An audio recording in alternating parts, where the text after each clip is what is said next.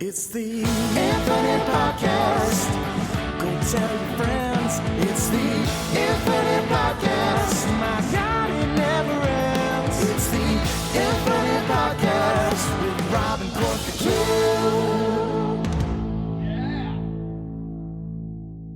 Hello, everybody, and welcome to another episode of the Project Infinite Podcast, the podcast covering the infinite and ever-expanding multiverse of fandom for movies, comics, TV shows, video games. We got you covered. I'm Rob. I'm here, as always, with Court. Court, this episode, we knew it was coming. You knew this was coming, Pete. Yep. Obviously, the ending of Superman and Lois has marked the end of DC comic TV, network TV things, I guess. Right. More commonly referred to as the Arrowverse, or the CW verse. A long running under the radar cinematic universe in its own right that had no right being as compelling and as awkward and as it was all of the things. It was campy. Yeah. But it was endearing and it was tender at points. There were some wonderful highs. There were some extremely incredible lows. But at the end of the day, I mean, it's nostalgia done right, I think is one way to put it. I think it's intimate character telling and storytelling at points too. Like I'm not naive to the fact that I know what this universe is, but also the nostalgia is personal. Like this is like the Flash used to debut and like the Arrowverse used to debut like right on my birthday, and I'll never forget because the Flash is my favorite DC character with Mr. Miracle. Like I remember when that first season hit, and I already loved The Flash, and then the show just comes out, and I didn't watch Arrow at the point, and it's like this serialized superhero television that was just running all, like, throughout my whole, like my late teen, like, not my late teen, my, like, early to mid-teens into my mid-20s, like, this whole universe was running this whole time, and it did such a great job. Did a really nice job, too, of kind of evolving over time. I think DC got a little more confident in it as time went along. I mean, you saw the confidence once we got to Crisis on Infinite Earths. You saw the confidence that they had. To the point where they let them do Superman on TV. Superman, and they bought a DCEU character as well. Yeah, so, and did a really nice job, evolving in terms of the universe and letting it become more super heroic. Obviously, Arrow's extremely grounded. And then once we'll talk about the introduction of Barry Allen and kind of what that meant for that universe as we get into it. Yep. But yeah, this episode is going to be kind of our eulogizing of the Arrowverse. Our favorite moments, characters. It'll be a really kind of informal thing, where we just reminisce on the good times and the bad times. Yeah, and the confusing times. Somebody play the song from the end of Deadpool and Wolverine. Play the song. and the confusing times and everything in between. Yep. But first, we do have some news, starting with a bombshell, I guess, but also one we kind of saw coming insofar as Chris Evans is coming back for Avengers Doomsday. I think the bombshell nature of that it doesn't come from the fact that he's coming back. I think it's the nature of which he's coming back, because it's presumably as Captain America is what the thought process is that he will be Captain America once again. And I mean, I know we have similar thoughts. I don't know if they're the same exact thoughts, but we have very similar thoughts. I think it's going to be akin to how we thought about Robert Downey Jr. coming back as Dr. Doom, which is, still polarizing to say the least. And I know we have differing views on that alone, but how do you feel about this one? I mean, it's less jarring than the Robert Downey Jr. thing, because I feel like once the Robert Downey Jr. thing happened, it felt like this moment was only a matter of time. Whereas like the Robert Downey Jr. thing completely came out of left field. Yeah. Where nobody could have seen that coming. Right. But once that domino fell, it felt like this was the next logical step. Sure. So I'm not as jarred by it or as surprised, because now it feels like what they're trying to do and what they're setting up is taking shape a little bit with Avengers Doomsday. Insofar as I think Chris Evans is coming back, and I think he's coming back as a variant, probably an evil variant of Captain America. All right. Well, that's the rumors are kind of circulating is that the OG Avengers will all come back, and that it's going to be some twisted version led by Dr. Doom, which would be Robert Downey Jr., so has the face of Tony Stark, this twisted version of the Avengers, which it's an interesting concept. I mean, it has its positive and its negatives. So, I mean, if you just shoot down the list, obviously you just do Hydra, Captain America. That's the one piece that we never saw. It makes the most sense. Robert Downey Jr., obviously he's going to be Dr. Doom in this. We were kind of talking before. You do Thunderstrike is an option. Thor's the only one that doesn't fit as neatly into this because Sure. Thor historically in the comics, it's hard for him to be evil Or being the god of thunder. I mean, you can dip into the Donny Cates, the newer Thor run, and you can make him the Herald of Galactus if you want, and just have it be an evil version of Thor that's the Herald of Galactus, because Galactus is going to be in a movie before you get to this movie. That's an option. Yeah, that makes a lot of sense. You could do Beta Ray Bill. You could do Donald Blake, because Donald Blake becomes evil in that Donny Cates run as well too. So you can kind of pull. Thunderstrike is an easier one. Just have him have the Thunderstrike moniker, but have him be Donald Blake, and then it's just an evil version of him. You made a great point before too. That's what I thought was really cool. Of like, you switch Loki and Thor, essentially. Mm-hmm. So you have Loki be the one, the Crown Prince of Asgard. Yeah, have some fun with it. Yeah. Like, you don't, piss some people off. Sure. Make up your own canon. I think that's, we're seeing that. We talked about the Absolute Universe last week with DC. Like, have some fun. Sure. Like, if you want to put this evil Avengers team together, like, give them some, like, original backstories. Right. Who cares? It's a multiverse. I like it. It could be any variant you want. It doesn't have to be necessarily pulled from a comic book run. Even though, like, it'd be cool to see, like, Maestro Hulk, in live action. But, like, it doesn't have to be Maestro just because he's, like, the most famous evil version of Hulk. Like, you could do something else where, like, a Hulk that, suppresses Banner and, like, he is just a monster. Like, you could do that. Mm-hmm. Like, there's a lot of cool things you could do. Like, it doesn't necessarily have to be, like, a comic book accurate thing. Right. But I do think the Hydra Captain America is coming, just because I feel like it's something people have been wanting to see. Sure. I think if Chris Evans was going to come back as Captain America, I think he would want to do it differently. Yeah. Right, because obviously you're not going to do Johnny Storm until Secret Wars again. If you're going to do that way, maybe have him play both, side by side. I think you could do that. Because Secret Wars, all bets are off. I think once Secret War hits, I think Disney is going to give every single resource. They're going to make every single last call to every single last actor that has had the Marvel logo from the beginning of time to the end of time on any sort of movie, show, anything. Yep. On my thoughts overall, I mean, you know how I feel about this. You personally know how I feel about this. It's just, I'm starting to get kind of sick of the disillusion that these new Avengers do not matter. Like, that's how it's starting to feel. Is like, we don't care. Like, we got to get some money made. And, like, to the point, this is a business at the end of the day. I listened to Eric Kripke on the Script Apart podcast yesterday, and I mean, he was talking about it too. He was very transparent about it because I think he was talking about Huey and how Huey was obviously he's Scottish he's Irish or Scottish in the Boys comic and by Simon Pegg, and he said I had to switch it because it was an American, this is an American show, and Butcher already was British, so he couldn't have two main leads. He's like, I knew, like, they weren't, like, that might not have sold the same way. So I'm not naive. Like, I know this is a business, and I mean, No Way Home is always my North Star for this, of like, that second half plays because of how incredible all those actors are, but there's glaring holes in that movie. Like, there are very, very glaring holes, and like, nostalgia only, there's a whole Black Mirror episode about it. Nostalgia only takes you so far. It only takes you so far. And it's like a drug. It's a release of dopamine because this person's here, but like, how much does this actually carry you? I mean, you look at X-Men 97, something that like pulls organically. Obviously, it's coming from a cartoon from the 90s, but like, these are new innovative stories that they were pulling on, and like, it's just great storytelling, like, just straight up. I mean, you look at some of Marvel's best, like you look at Daredevil television show, like, it's just great storytelling. That's all it's relying on. It's not relying on nostalgia. It's just relying on being good. And it's just because I was flipping through some of the TV shows, some of the movies from after Phase 3, and it's just like, Anthony Mackie's in nothing for how many years? Like, he hasn't been in anything for 3 years.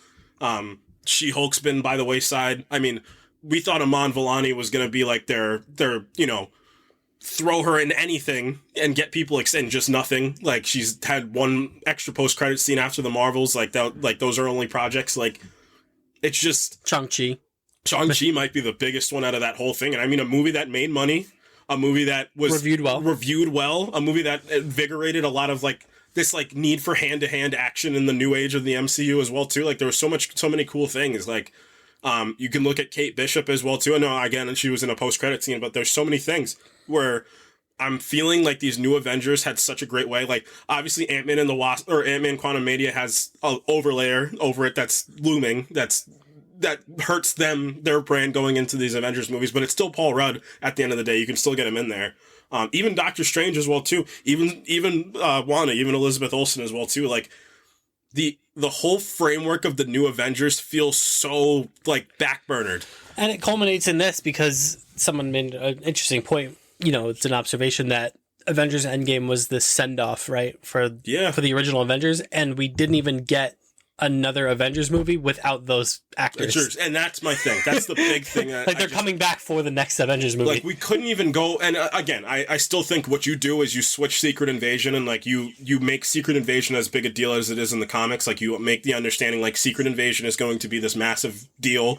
What you can probably do is usurp the Marvels for Secret Invasion instead. You could probably not make one or two of those movies and make Secret Invasion instead.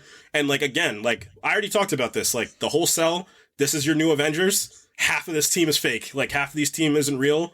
Anthony Mackie might be the only one that's real in here. That's the only one that's not a Skrull, and he has to figure this out. Like, imagine him taking the mantle of Captain America to the government, to the world, and now being the leader of the Avengers publicly, and it's like, oh crap, like everything, like this is the biggest failure I could have had, like, and then he has to pick himself back up from that too. You do a Falcon in the Winter Soldier Season 2 or Captain America in the Winter Soldier Season 2 and have the fallout. Like, there's so many routes you could have taken, and obviously some things were unforeseen.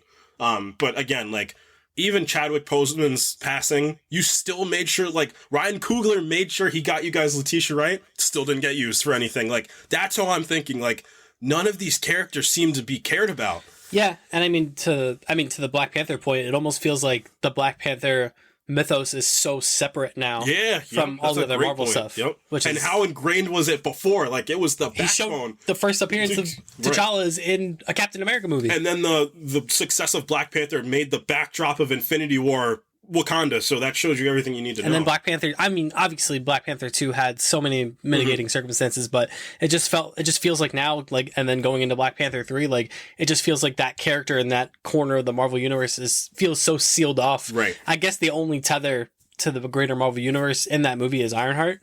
Sure. Which we both feel was like the most shoehorned in part of Black Panther 2. That was definitely the ask from the studio, because they said we need to make sure. But then again, I don't know what the circumstances were.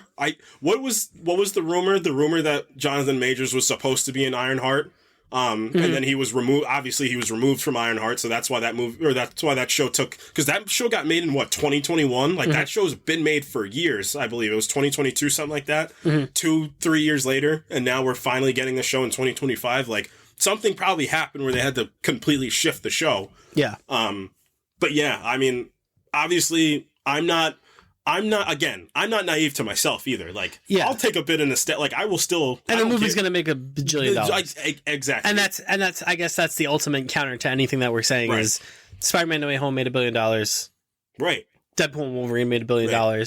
Because most people are not us. Like, most people are not thinking. Most people want the other thing. They want to turn their brains off and like, hey, there's that person from my childhood, or there's that person from the time of my life where these movies were absolutely incredible. Like, that's what I can't knock it. I just can't. Like, but these are just my own personal thoughts of like, a part of me doesn't love it because, again, it's my whole bias is it's taking away from organic storytelling that the Infinity Saga was so reliant on. Yep. And I mean, at the end of the day, maybe they'll get there. Sure. Maybe we will segue in cleanly into this. But like I said, I felt this was coming once the Robert Downey Jr. thing happened. Like, they're gonna figure out a way to get them all back, and that seems like where we're headed. We got some cinema news.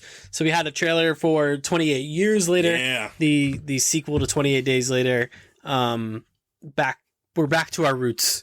Back to our zombie roots. Is it too late? Is it too late for zombie things? No. I mean, never too late. And again, it's not the fact that it's too late, too early for zombie things. It just needs to be a well-made thing. I think that's what modern cinema, modern television is starting to understand. And it's funny that we just talked about that for the biggest universe in Hollywood, and now we're kind of flipping the point. But everyone, all your favorites are back. Danny Boyle is back. Alex Garland is back writing. Cillian Murphy is going to be back. And our original cinematographer, Anthony Dodman, is back. So the group is back together. Yeah. iPhone 16, 15, 16s they were shooting this on as well, too, which is obviously... Your move, Gareth Edwards. Listen, Gareth Edwards should take a Super 8 film camera or Super 16 and just film a whole movie on it and just see how it goes. You've been challenged. You've been challenged, Gareth Edwards. Is Gareth Edwards like in our top 3 directors in this whole podcast? I love him. He's man. He's awesome. I told you he's going to make the next Jurassic Park. I said it was going to be an iPhone, but I guess he has to hissy up the ante. Right. An Etch-a-Sketch? An Etch-a-Sketch would be crazy. Give me a razor. Give me a Motorola razor, like the first one that had any sort of video capability, and we're gonna make some cinema with it. Yeah. Listen, how does this look like Dune 2? How did he get it to look that good? But this trailer looked fun. Oh, it looks fun. I'm excited for this. I'm really in. I mean, Danny Boyle, I mean, he's an award winner, and how incredible. And I mean, and you want to talk feel, and it was smart of him to put that opening clip in from the original movie as well, too, like, to just get people caught up, because how many zombie properties were in between these two? Yeah. So it was good to get people caught up immediately as well, too, but again, it's just, this movie looks incredible. I mean, I'm such a big Alex Garland fan. I feel like he can do no wrong. I know he made Men, doesn't matter. He can do no wrong, but, I mean, it looks intriguing. Like, it looks like this is going to be like, you know, your quasi horror thriller zombie. Like, it looks like this tone is dialed in as well too. Yep. I think Aaron Taylor Johnson and Ralph Fiennes are going to be incredible as well. And then I think the exclusion of Cillian Murphy is coordinated. Like, there's a reason he's not in this as well too. So I mean, I'm really looking forward to it. I'm very, you got my attention. You really do. Yeah, I'm definitely in. And then so Dune has been a talk of the town insofar as Denis Villeneuve was fighting vigorously. Yeah, he was, as he should, to allow the Hans Zimmer score of Dune 2 to be recognized and accepted for nomination at the Oscars, and he has been swiftly denied. So Dune 2 will not be eligible for Best Original Score at the Oscars due to much of the score being too similar to the first movie. And I don't think that's necessarily fair. No. I mean, if I'm to be blunt, I think it's BS. I think it's complete and utter BS. I mean, I know you have to follow certain rules, but I mean, you're usurping some absolutely incredible score pieces that were originated for this movie. I mean, the two specific ones that come to mind is the Kiss the Ring, right where Paul takes the throne over, and it's the ride into the end of the movie. I mean, that's one of those score pieces when it starts to swell and it starts to crescendo. It's like one of the ones that will ring in my head. And like, you want to talk about modern love stories, funny enough, A Time of Quiet Between the Storms, where, you know, Paul and Johnny are falling in love with each other. Like, that score piece was like, I remember that one was one of the first ones released, and I was like, I couldn't, like, this is like, it was like the most beautiful thing you'd ever heard. And I'm like, the fact that these things can't be considered because of a percentage rule is just, I think it's absurd. Yeah.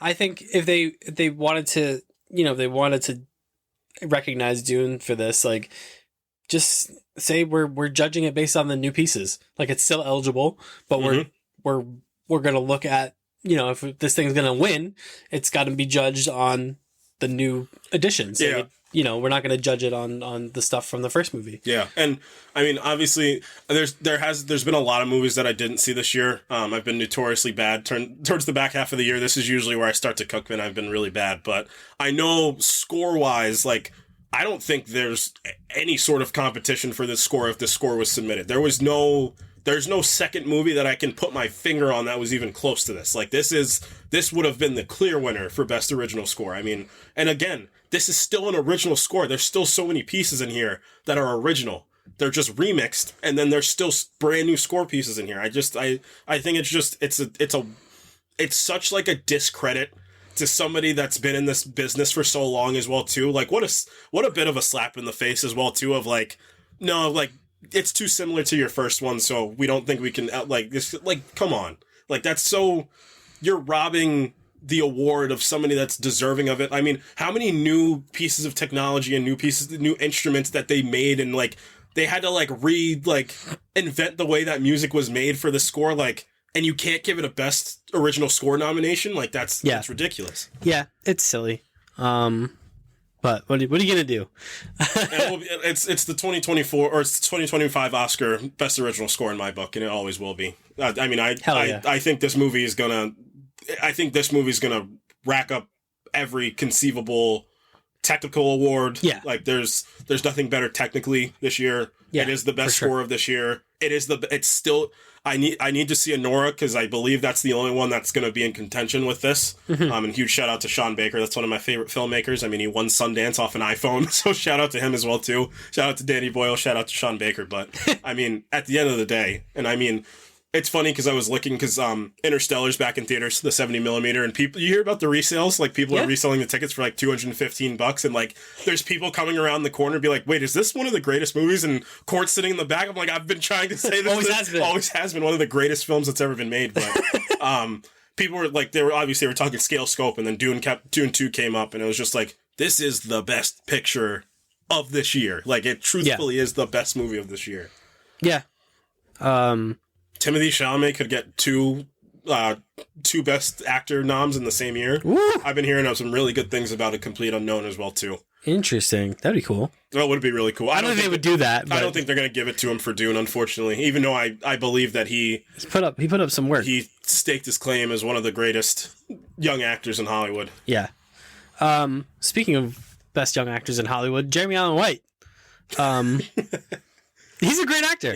He's one of my favorite actors. But he's in Star Wars now. He is in Star, but not in the way you think. In the way you think. He'd be like an edgy Jedi, or like a general that's really like stuck up. To quote the great Marvel poet Madison, not in the way you think. Yep.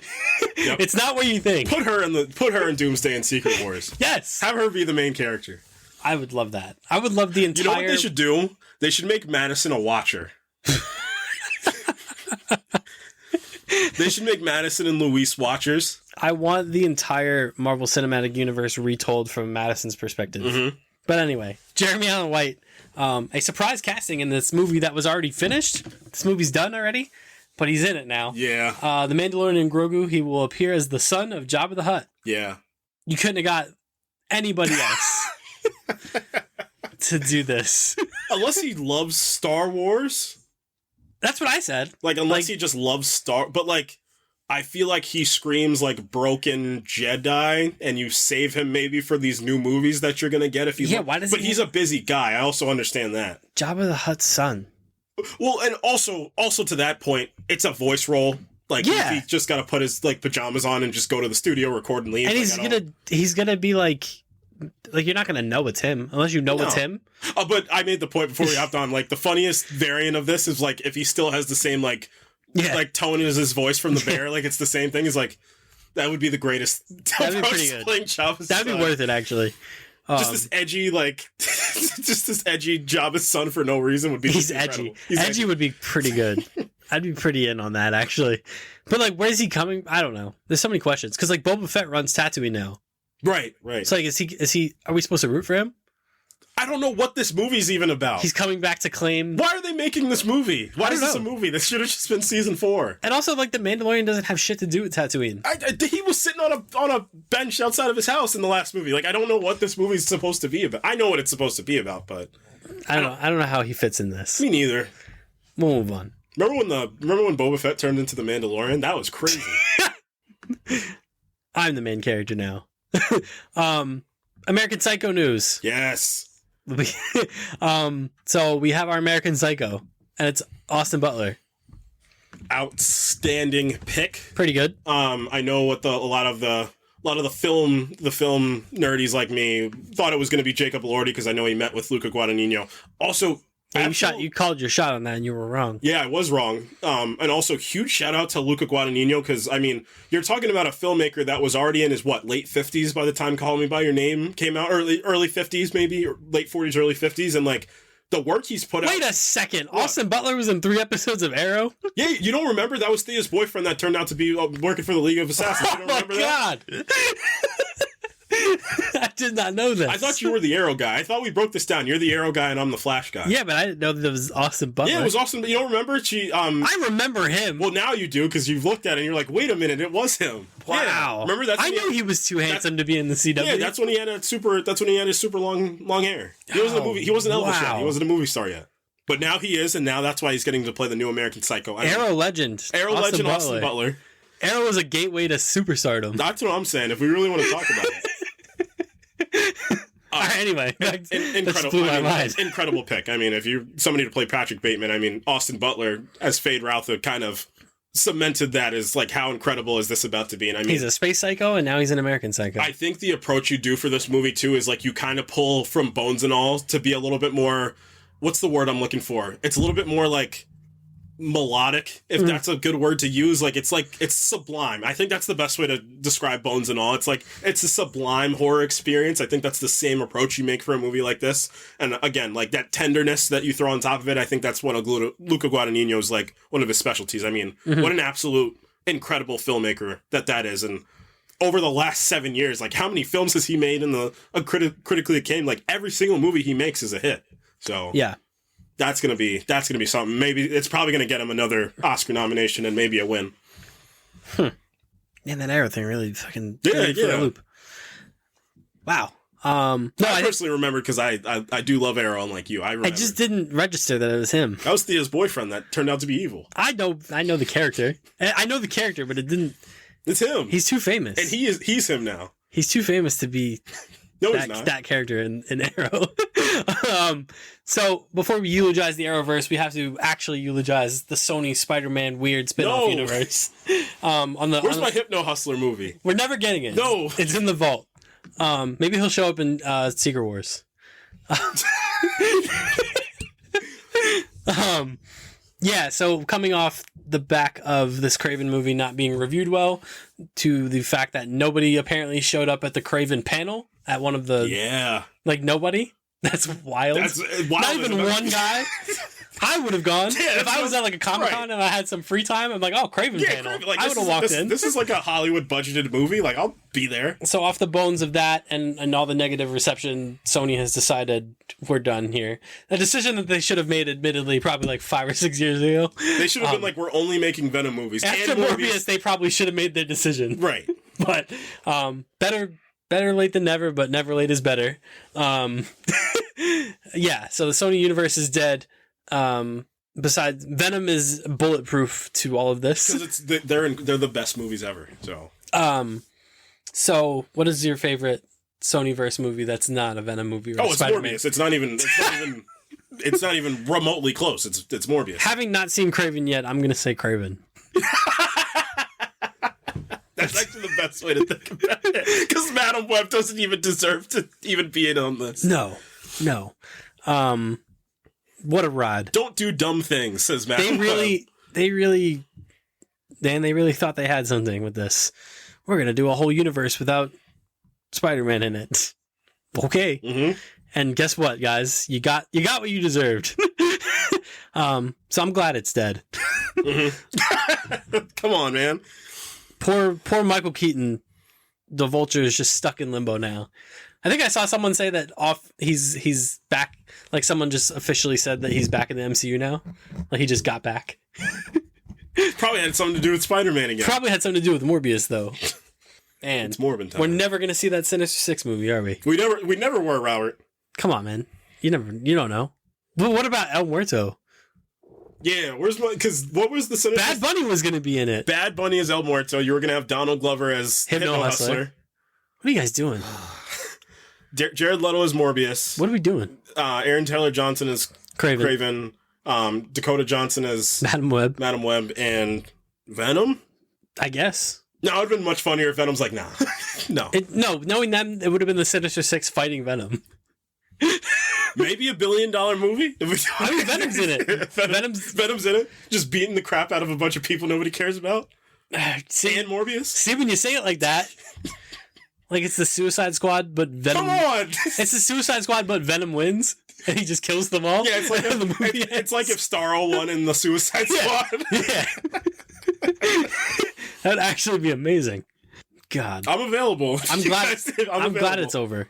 I'm available. Cue the Deadpool Wolverine song for the Venom. That's our new thing. Just anytime anything else. The Sonyverse. Cue the thing. Man, that was a long time coming. I can't believe they got this far, and people still bought into it. It's Venom's fault that they got this far. That's true. It's Venom's fault, and the meme that Morbius became, had a golden child of this thing is going to overstay its welcome by years. And then, to be fair, I'll never forget when we saw Morbius in the first 10 seconds. That might have been one of the greatest we've had. You know what was a funny movie watch we had in the theater? Funny enough, it was Matrix Resurrections. I don't know why that was super fun. But that Morbius was that was a golden, like, that was one of the best cinema watches, because like we didn't, like, any cinema etiquette was thrown out the window between the two. We didn't care at that point. Hey pal, you look like you need a doctor. I am a doctor. And I'll never forget. Rob looked over at me. He's like, "Oh no, bro! Uh-oh. Oh no!" Remember when they just blatantly ripped off the Dark Knight score? Yeah, that was crazy. That was insane. What's going on there? I'm glad it's over. Can't wait. After Craven comes out, we'll do a Sony universe without Spider-Man retrospective. Well, Venom's gonna win every award. Like, no, Venom's disqualified. Come on, what are we even doing it for? The memes? Yeah. Did we talk about Matt Smith for half an hour? Yeah. Get Matt Smith in an actual good Marvel thing. Yeah. Make him Doctor Doom. Yeah, the MCU's Doctor Doom. Mark, yeah. Like I've been saying. That would be great. God. Yeah, it's still Game of Thrones adjacent alums playing Reed and Victor. Yeah. Also, did you see Pedro Pascal in like the last few weeks? Yeah. I'm sorry, y'all. To anybody that was... Henry Richards is going to slap hard. I don't remember if I was like immediately... I wasn't against it, but I was just like look-wise. And then I saw it and I was like, oh, shut up, Court. I was pretty in on it. Yeah. Just because I enjoy his work. If you guys ever find when I was like, maybe not, I'm all in. Yeah. That's literally Reed Richards. And then the whole other bit, Vanessa Kirby, I'm sold. You don't have to sell me anymore, but I'm sold. Oh, I fear Matt Shackman might have cooked. Like, I'm talking vehemently cooked on this one, because he probably didn't have to live within the confines of like what the MCU superhero movies were doing. Like he might have just cooked something up that's insane. Yep. I agree. All right, it's time. It's time. You can't see us, but we have our Star Labs sweatshirts Yeah, we do. on. Yep, we're matching. We got our Star Labs hoodies on. Star Labs hoodies. I got the crew neck on. Yep, you got the original crew neck from... So, okay, can we talk about the number one unanswered questions that don't make any sense? We're going to do that now? No, we're just going to do this one. Oh. Where'd they get the crew necks from? Why did they have every size available? Every size? What you need? Like, what do you need? Are you the villain, or are you like the anti-hero of the week, or like you like the person that like needs to be in here? Here's a Star Lab. Like, why did everybody wake up in the Star Labs crew Complimentary neck? Star Labs crew neck. Amazon, when they saw that the Star Labs crew necks were in the show and the store started blowing up, start printing me money. Harrison Wells Etsy stores, crazy, blowing up, man. Millions each year. But he didn't even need to be a scientist anymore. No. But the Arrowverse, the CW verse, I guess we can like, just quick, kind of deadball era baseball homage to Smallville. Yeah. Kind of like that. I kind of like in this like Blade with like superhero movies. Sure. In the sense that like it's kind of what really kicked it off, but doesn't. I mean, obviously Smallville has a massive following, but it ended in 2011, so it's kind of like the BC era of DC superhero shows. It's serialized DC TV, serialized Superman. Yeah. Tom Welling, obviously, we'll talk about Tom Welling in a little bit too when we talk about Crisis on Infinite Earths. Tom Welling, obviously, just incredible performance as young Clark Kent. Smallville ends with him becoming Superman proper. And then you think, all right, that was cool. That's it. And then DC in 2012 comes out with Arrow, which we've talked about Arrow before on one of these episodes. We did a full Arrow retrospective. So Arrow comes out in 2012, obviously starring Stephen Amell as Oliver Queen. They do an Iron Man with the character, basically like we're gonna loosely do the Green Arrow, but we're gonna make him cool. Yeah, so let's talk about that real quick. So the approach happens. You get Stephen Amell, this Canadian actor that's been in he's been in a little bit of he did the TV show thing. He did the CW UPN pipeline that all these guys do. Law and Order. It's funny. I just listened to because I'm old now and all I do is listen to podcasts. I listen to the A24 podcast with Coleman Domingo and Sebastian Stan, and they both talk about being on Law and Order for a little bit. So he did his thing. He was here. He was there. He bounced around television a little bit. Yeah, did a lot of rom-com. Right. TV, all that stuff. Yep. Blue Mountain State, he was in for a couple episodes. Obviously did his NCIS, CSI, Yep. Vampire Diaries, right. Yep. all that stuff. New Girl he was in for Yep. a bit. Mhm. So, he's your typical CW good-looking, Yeah. short hair, Right. blonde hair, blue Yep. eyes. It's your Alan Ritchson Yeah. variant. Yeah. So they get him. Mhm. He's shirtless Yeah. all the time. Yeah. Yep. They forward him. They MCU'd him. in season 1 of They Arrow. faced 1 and 2 MCU'd him. Anytime they needed him on that salmon ladder, he was on it Yep. in season 1. Well, that's when they didn't know. They knew, but they were like, we need to make this edgy and like It needs to be a CW teen exactly. And then drama. And then I can't wait until we start talking about the Flash. And then again, it was the way that the superhero landscape overall was going. Yeah. And they were like, wait a minute. Can we just do superhero television? They're And like, then he got better. yes, as an actor. I want to talk about that because there's 2 actors in that universe that got better, and it's Tyler Hoechlin and it's Stephen Amell. There's Yeah. 2 actors that we watched them get better. Yeah, he got better. The chains kind of came off a little bit. The CW shows where they could do a little bit more. Season 2, season 1 is pretty grounded. Season 2, it goes full. Here's Deathstroke. Yeah, that was nuts. And then obviously season 3, we get the backdoor intro. Grant Gustin shows up as Barry Allen, and you're like, whoop, whoop, whoop. Yep. You're the Flash from DC Comics, or you will be. He gets struck by lightning at the end of Arrow, at the end of that little mini crossover, and you're like, this was 2012, like this is pre like everybody knowing everything era. Yeah. So like nobody really knew that the Flash thing was coming.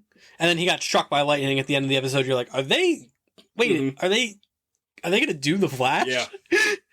Do we have the budget for that? Did we have the budget to do the Flash? And they did have the budget, because then we get the Flash in 2014. Grant Gustin obviously starring as Barry Allen. I'll never forget that first episode of The Flash. I remember the anticipation was really good too. I remember it's funny because like once the season 2, it's funny because like this episode of this podcast is like very near and dear because of like Sure. like a large part of our friendship is built upon the Arrowverse as well too. Yeah, it's true. Like I met you while the Arrowverse was like prime running. Like we would like there would even get times later we would watch episodes of the Arrowverse. Like this thing is like it's so near and close to this. It's so near and close to us. So. And then you had to ask the question, where do they go from here? And then the CW had an answer. Right. They said, what if we got all the weird characters together and made another show? You're like, can you do that? Legends of Tomorrow is born. It started it started out kind of like a tried and true drama. Like it started out as they were going to centralize it around Hawkman and Hawkgirl, obviously, 2 pretty important DC characters. And then they were going to throw in a little Captain Cold in there, a little bit of Firestorm, kind of like all these like C-list. It was like an amalgamation of like, in my opinion, it was an amalgamation of like the Legion of Superheroes and the Suicide Squad kind of mixed into like its own team. Yep. Which the Justice League, it was like the 3 of those teams mixed into one, which made sense. It was cool. Yeah, and then unfortunately for that, not unfortunately for that show because it worked out, but the lead actors for Hawkman and Hawkgirl just weren't there. And I don't know if it's them or if it's the writing of those characters. Sure. And then that show that show predictably got taken over by Wentworth Miller and Katie Lotz. Yeah.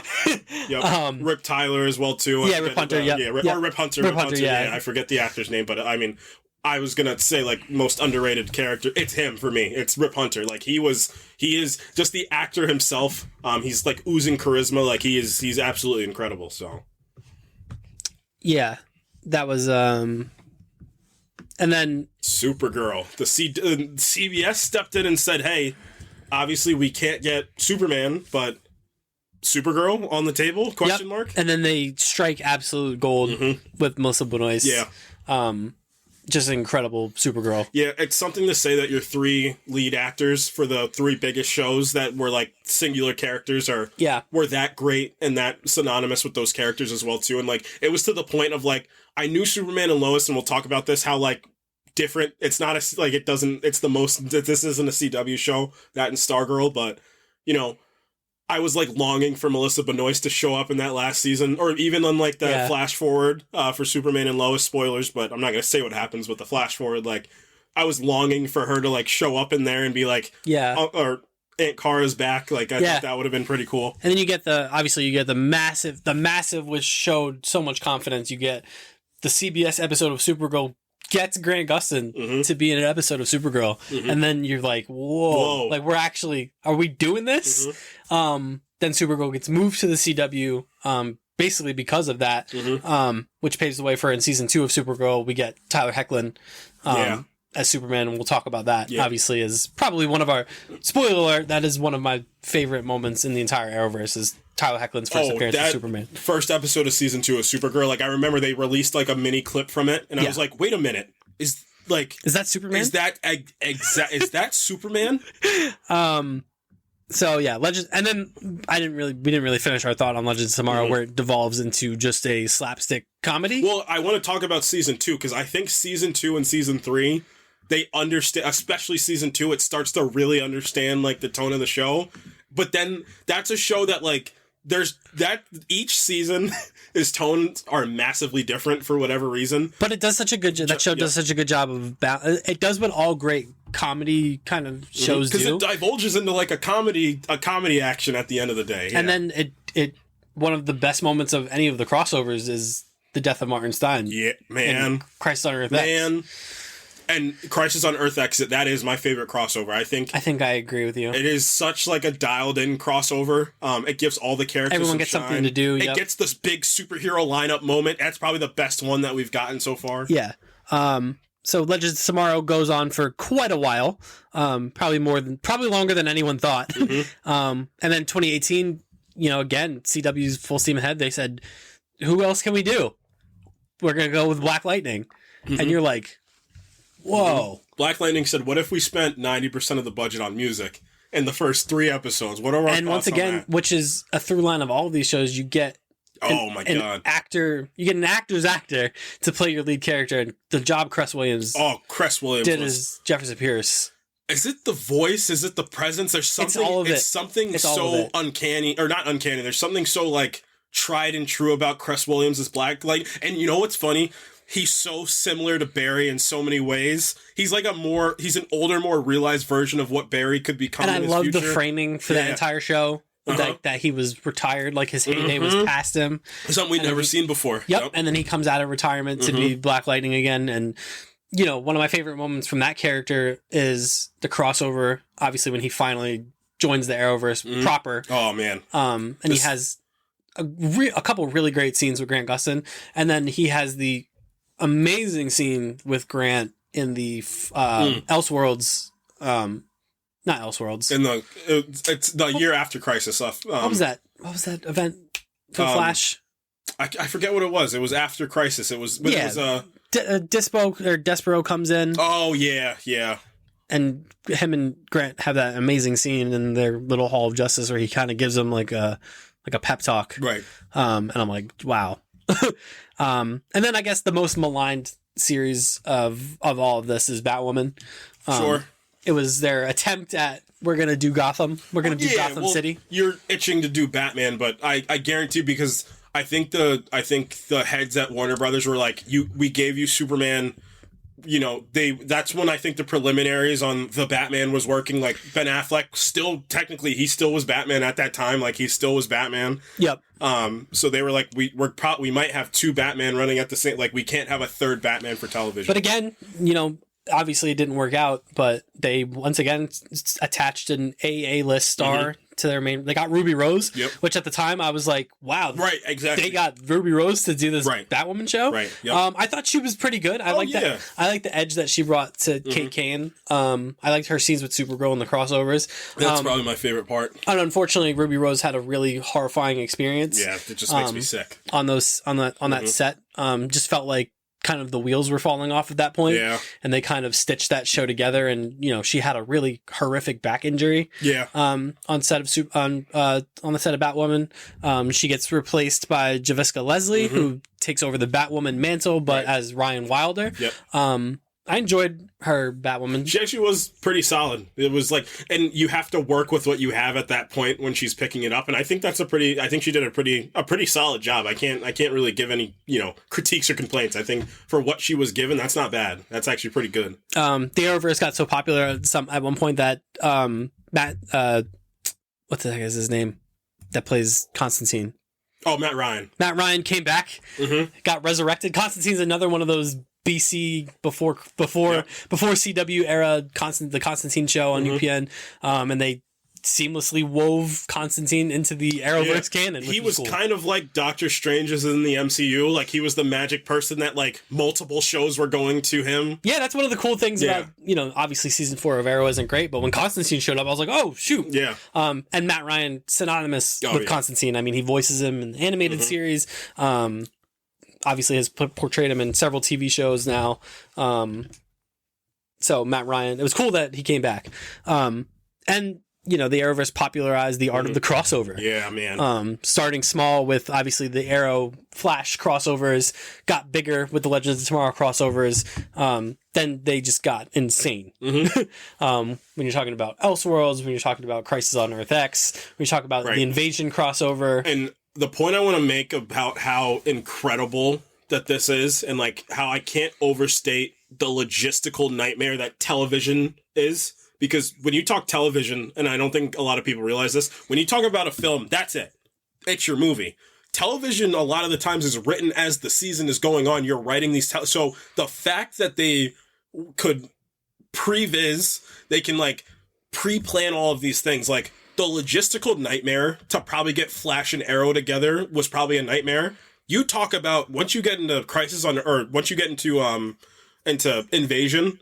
The fact that they got everybody together for all of those crossovers is just incredible. Like, it is an incredible feat that they did that. Yeah. And then, I mean, Crisis on Infinite Earths is obviously what everything was building to. And it's where they just did it before any movie did. And these DC characters have been around for how long, and they did it before any movie could. And I mean, they says did everything. They took every swing, and you can say whatever you want about Crisis on Infinite Earths, but at the end of the day, they gave us just moments that, like, you never thought you'd see. You got, I mean, Burt Ward came back as Dick Grayson for like a smidge. They paid, and that's something that Arrowverse doesn't get enough credit for, properly kind of paying homage to everything that came before it. Whether it's it's bringing John Wesley Shipp in to portray Barry Allen's father, later have him portray Jay Garrick, and then ultimately have him reprise his role as Barry Allen later on. Whether it's bringing Linda Carter in to be the president of the United States and Supergirl. Yep. What I want to even go farther with that to say is, like, this universe that so many people say is stupid, that's always going to be my counterpoint, is, like, these actors that were in these things, like, had so much trust, and, like, there's so much, like, reverence for it, and, like, people are, like, the creatives on there were like, no, we're going to make sure, like, you guys are done justice. They let Brandon Routh be Superman again. Yeah. Yep. Incredibly so. Yeah. He came back as Superman. They gave us Kevin Conroy. Yeah, as Bruce Wayne. They bought back the Lois Lane actress to play Kara's mother. Like, so many pieces were moving to make sure they finally gave us Kevin Conroy as Batman. Right. And obviously, wasn't the type of Batman that people wanted him to be. Like, he ended up being evil Kingdom Come Batman, but, like, still you got to hear Kevin Conroy do Bruce Wayne in live action. Right. And I remember specifically when they cast him, I could not wait for that episode. And then when you hear the voice, off screen, like, you hear him talk to Kate for the first time, and you're just like, that's Batman, dude. Like, regardless of how the storyline ends up, like, he still got to be Batman in live action. And it was awesome.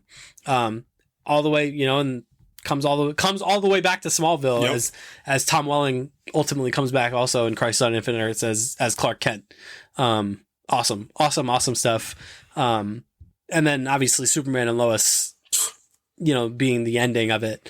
The work that entire cast and crew did, and just unabashedly being Superman, like, from tone to mannerisms to everything. And it's such a different approach to Superman, which I think it's something that we hadn't seen it ever before in live action. And it's just one simple thing.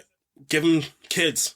It's kind of like the Black Lightning thing. Like, have him a little further removed from being new and have him just be Superman. And obviously, we didn't talk about Stargirl yet, but HBO stepped in and was just like, hey, we'll take some stuff. And I think they did that after Crisis. They were like, wait a minute, we might be able to invest into these shows. Like, and with Stargirl, again, they followed the same pattern. Like, they got this actress who can just galvanize an entire show. Yep. And that's what they got with Brett Bessinger. Like, she was tremendous. To the point where I'm putting my rankings in the head. Stargirl is high on that list. It's the Miss Marvel for when we were talking about the shows. It's the one that, like, I wasn't expecting that. Yeah.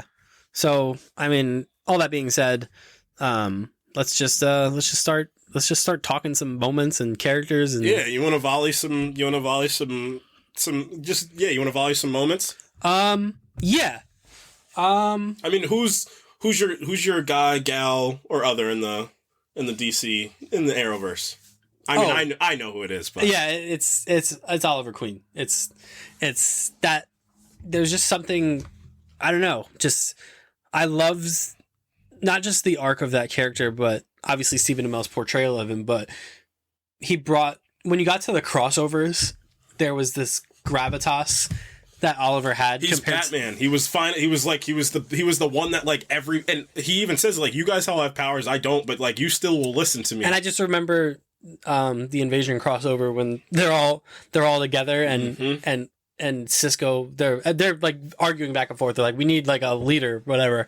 And Cisco goes, well, I trust Oliver. Obviously he's having a tiff with Barry. And again, that goes to this universe of, like, this crossovers, and, like, they still have to navigate their own show's current story that was going, and they bleed them into the crossover as well. But Oliver Queen, it was always like the thing, like, he had this like calming presence, and then ultimately when he dies in Crisis, you're like, that's like, Superman's there, and it still felt like they killed Superman. Mm-hmm. I'm like, man, he can't actually be gone, right? Like, that's Oliver Queen, man. Right. To the point where, like, when he comes back in The Flash, that last season of The Flash, when he came back, it was the greatest thing ever. Mm-hmm. Like, he played all the hits. Mm-hmm. You know, so for me, it's Oliver. Like, and, you know, Stephen Amell's portrayal, and wow, Harrison Ford just showed up at the Game Awards. I just was going to say the exact same thing. I was just thinking we both have the Game Awards up right now, and everybody's freaking out because Harrison Ford just walked out. That's incredible. Wow. All the Last of Us live-action actors are there? Mm-hmm. Besides Pedro, interesting.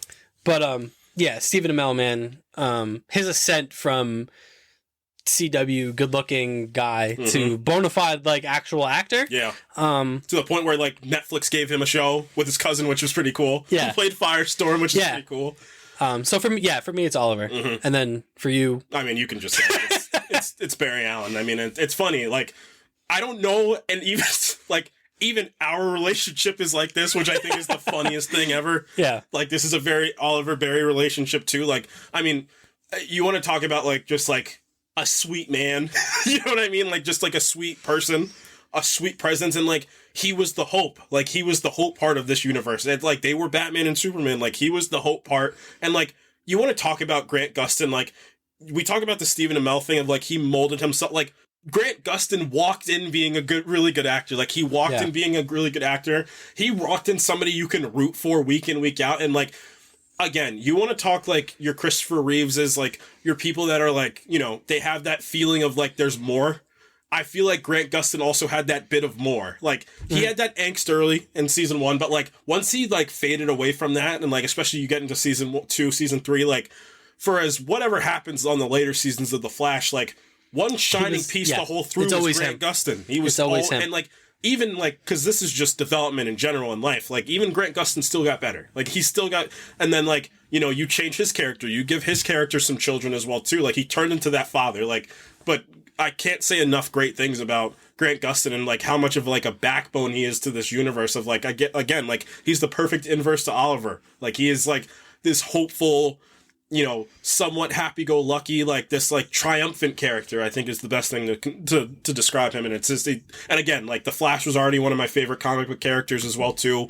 And, you know, this absolute hit that they came out with, like, I remember, like, we always talk about it this way, like, when regular people that, like, aren't obsessed with this are, like, week in, week out talking about, did you watch The Flash? Did you watch it? That's when I knew this universe had some juice to it. I don't think that lightning bolt struck you, Barry. I think it chose you. Mm-hmm. It's not a birthmark, Cole. No, come on, man. That guy's also in the CW universe. He is. He's Jimmy Olsen. He's James Olsen. Yeah, my bad. He's too cool to be Jimmy Olsen.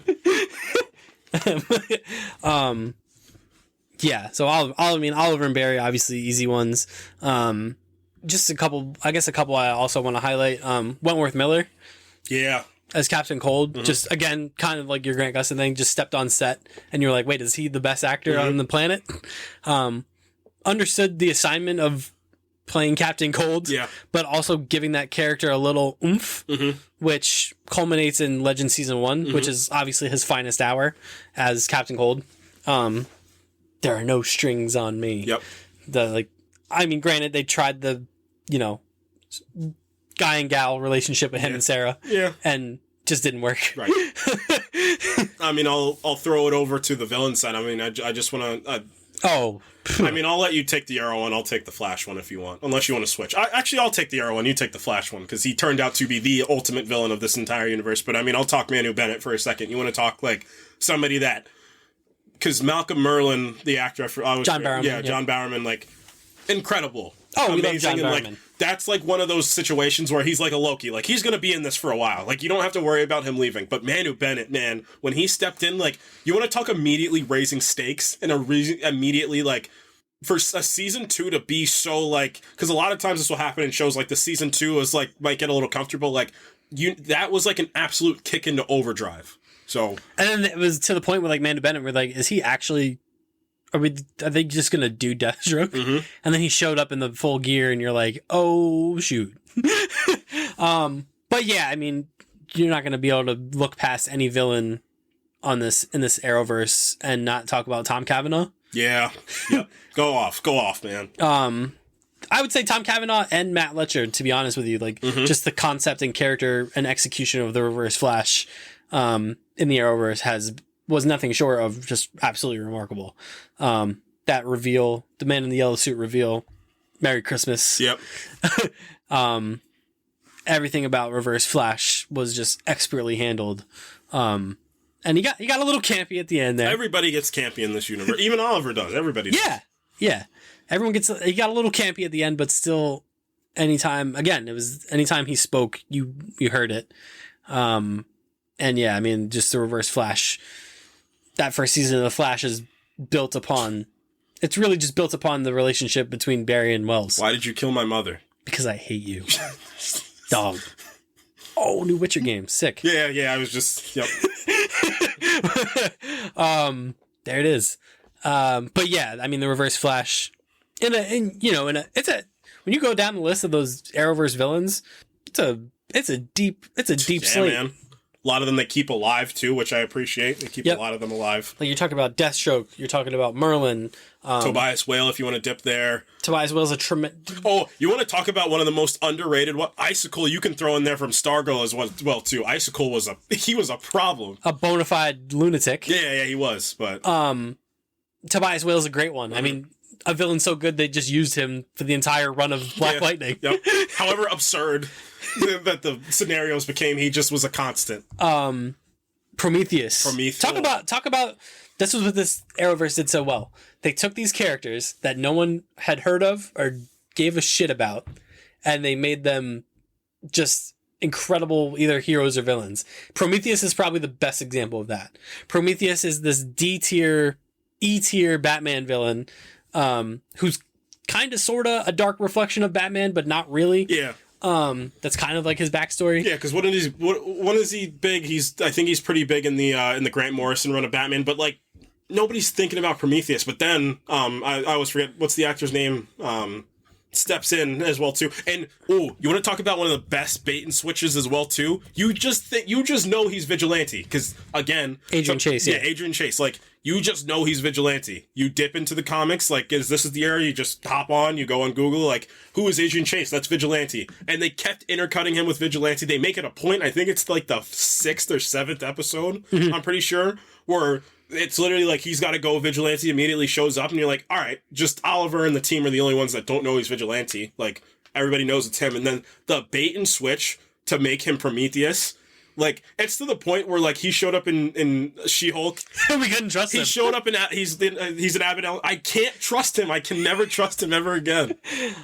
Tremendous villain. Oh, my God. He reinvigorated Arrow, because Arrow, all intensive purposes, was about to die. Like that show was like might not have recovered from that season 4. Yeah, season 5 of Arrow got Arrow its happy ending. Essentially. Yeah. Got us to Crisis on Infinite Earths, got us, 3 more seasons of Arrow, which is built on the back of Josh Segarra's performance as Prometheus and Stephen Amell's counter performance as Oliver, which I think season 5 of Arrow is the best probably he was as Oliver. Yeah, because finally this is the actor. Stephen I wanted to, and I liked it. Man. I'm just trying to think of other villains. I mean, Supergirl villains, I think, are probably the weakest. Sure, but I still have a lot of mental capacity is held for Rain in season 3. I think that was probably I think it was the most technically personal villain that she'd had to her as well too. I think she was pretty. Yep. She's the most memorable in my opinion. I don't think Maxwell Lord, or I forget. It's her. Who is it? It's her aunt or whatever is the villain of season 1. I forget what it is, but I think Rain is the one that was like the most personal stake. You were like rooting for her a bit as well too. I always like to say that's one of the best dog walk. Like, so this is how the Arrowverse is set up. The penultimate, you do the crossover in the episode 8s, and then the episode 9 is the mid-season finale before the winter break, and that's when you dog walk the hero. And you want to talk about Rain dog walking Supergirl throughout what city were they in? They were in National City. National City, yeah. Dog walked her through National City, and I was like, now that's how you go into a mid-season finale. Yeah.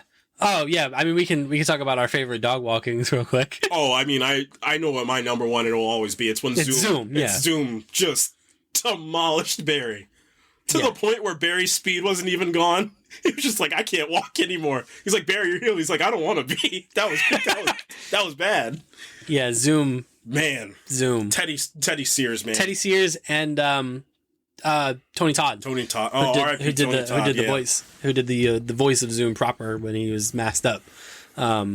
Yeah. I mean, Oliver got kicked a few. I mean, the Ra's al Ghul one is pretty notable. Yep. Because again, like Oliver had that aura of invincibility about him. Mm-hmm. Like even though he was human, like even though he was a human man, he had that aura of invincibility about him. Like he can't lose a fight. Like hand to hand, like yeah, the Dark Archer kicked him a bit, but he recovered. Mm-hmm.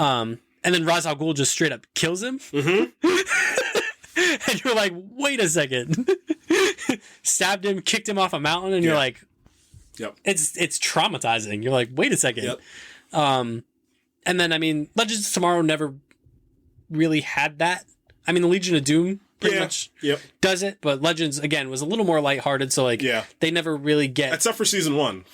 Vandal Savage. Yeah. Is that a laser gun? That's the best Arrowverse moment actually. I'm trying to think of other villains. The Thinker. Mm-hmm. Great performance. I do agree with that. Just poorly executed. Yeah, especially once you It's so tough to write the smartest character in the room characters because the writers also need to... Especially once you lose the actor, like they subbed him out at the end of the season for the what's the character's name? The Elastic guy. What is his name? Oh, what's his name? That got removed from the universe. Yeah. So he becomes like the stand-in for the Thinker when... The elongated man. Yeah. Ralph Dibny. Ralph Dibny, that's it. Mm-hmm. Oh, new FromSoft game. Sick.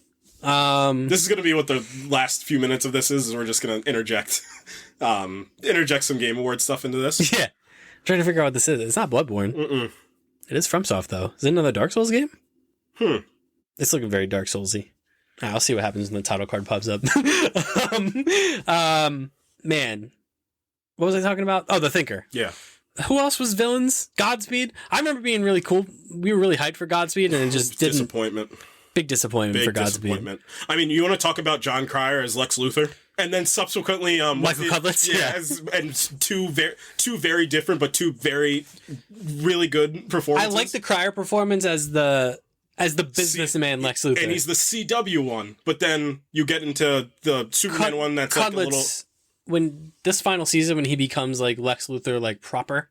And he like shaves his head, shaves the beard. They do such a good roll into it as well too. Yeah, and you're like, oh shit, like yeah, like that. Oh, this is Superman. Oh wait, he's Lex Luthor. Wait a minute. Yeah, Cudlitz's performance is he's on another level, man. It's tremendous. Because this is the Lex Luthor that's finally like I'm sick of this. I'm sick of I'm sick of Superman. I'm not businessmanning. I'm not CEOing. I'm not power suiting. Like. Let's fight. I'm ruining your whole life. Let's just fight, and I'm going to give you the worst thing ever. I'm taking down Superman, and I'm taking down Lois Lane. Yep. Which is a great take on it. Mm-hmm. Any other characters you want to talk about? I mean, the last one, before maybe we just give out some awards, we can just run through some awards, it's Tyler Hoechlin as Superman. That's the last one I really just want to, highlight and talk about. I mean, you want to talk about, like, the closer in baseball? Like, he was the closer in baseball that came in and shut the game down. It's unbelievable that first episode. When he shows up. In Supergirl, I'll never forget that feeling. Like, there was a feeling that I can't put into words. You could tell right away. You can tell right away that he just got it. And I mean, the world now knows. Oh no, it's another Elden Ring DLC. No, Rob's not going to sleep for years now, man. This is crazy. Oh no. I should have known by the frame rate too, because the frame rate was very Elden Ringy, but I didn't put 2 and 2 together. Man, Game of the Year 2026. Night Rain. Another Elden Ring DLC. All right. Tyler Hoechlin, man. Yeah, when he shows up that first episode of Supergirl and just him on the phone with Perry White, he's like, "Yes, Mr. White." Right. Yep. Yeah, I understand. I understand, Mr. White. Yes. He said, "Well, actually, Mr." I said, "Wait a minute." I was like, "Wait a second." And then he looks at the app, and you're like, "Wait a second." And then he shows up when he does that first crossover, and he confronts Deegan, evil Superman. And he's like, "Hi." And then he goes, "Nice suit." I'm like, no, he gets it. He gets it. But then Superman and Lois gets announced. And you're like, okay, another CW show. And this is where the CW, the cracks were really starting. Final Fantasy? Oh, it's the PC version of Rebirth. Oh, okay. This is where the cracks were becoming ever so apparent. Improved lighting. Thank you, PC. This is where the cracks were starting to become quite glaring. But then HBO's like, we'll help out a bit. Yeah. Here's some HBO money. That first episode, like, I can show that pilot of Superman. I remember this is funny. My father was home and we watched the pilot and he was like, wow, that was actually really good. Like, it was like a mini movie. You get moved by it. From the jump. Yeah. Cause you understand, this is an older Superman. He's not old, but he's a little older. Like, you bring all your Smallville classics, Lana Lang. Obviously Lois is with him, and this is a family drama. Like, they built a family drama with HBO's money for the CW, and that first episode is like the perfect chef's kiss. When he reveals himself to his sons, like the acting, you just feel moments in that show in ways that you just don't. There's actual cinema in this show. Oh yeah. Oh my God. Yeah. But man, just the quiet moments in the show are incredible. Yep. The family drama isn't grating. No. Which I think is super important, especially for like these CW shows where we'll talk about like, stuff that didn't work. And I think a lot of the teen kind of drama doesn't land for me. But the Superman and Lois, there's a maturity to the drama that feels real. Like whether it's Jordan having like anxiety, that feels real. You know what I mean? To like, all the stuff in season 3 with Lois and the cancer and what season, we'll talk, obviously, I don't want this to devolve into the Superman and Lois podcast, but that season 3, the idea of Lois having cancer and it being the one thing that Superman can't save her from. So much. I love it. Obviously I hate it. She has and cancer, how you see the struggle in him the whole season of being like, man, that scene where he's talking to that other woman that has cancer, and I'm like, we don't deserve this show. Because she has no idea. Obviously, she has no idea that she's talking to literal Superman, who's another cat game. Yep, You could never be Stray. Maybe they'll do a Stray crossover. Oh, but yeah, man, God, Tyler Hoechlin. All right, let's give out some awards. Yeah. Let's go through our tier list. Do you want to do the universe specific ones, or do you want to roll through ours first? We'll roll through ours first, I guess. Let's roll through ours first. Let's give some awards out. We haven't done this in a while. No, because we didn't do it for Gladiator. We did not do it for Gladiator. Because give Denzel all the awards. Yeah. Denzel actually didn't have to work for any of the awards. Whatever movie you reviewed before Gladiator didn't deserve them, is what the consensus I came to was. I don't remember what movie that was. No, we did before Gladiator? Yeah. What did we do before Gladiator? I don't know, but I remember specifically we're not giving awards because it didn't deserve it. What movie could it have been that we hated that much? No, we didn't hate the movie, did we? Or did we just not need to give out awards for this movie? No, now you're making me want to look it up. See, we're so famous now where we can't even remember the episodes that we're doing. It's whatever movie... Oh, Joker. Yeah, We did that's awards for right. It was Joker. Joker 2. Yeah, you're right. No awards for you, Joker 2. Let's run through all of these. Best cinema moment? In the Arrowverse? Yeah. Man, it's gonna be hard not to see Superman and Lois, right? Sure. Yeah, I mean... specific cinema moment, huh? You know what? I'm gonna say it's the Runaway Dinosaur episode of The Flash. I fear that The Flash is going to own a lot of the most emotional moments. The Flash might take the reins on that one. Because that is just...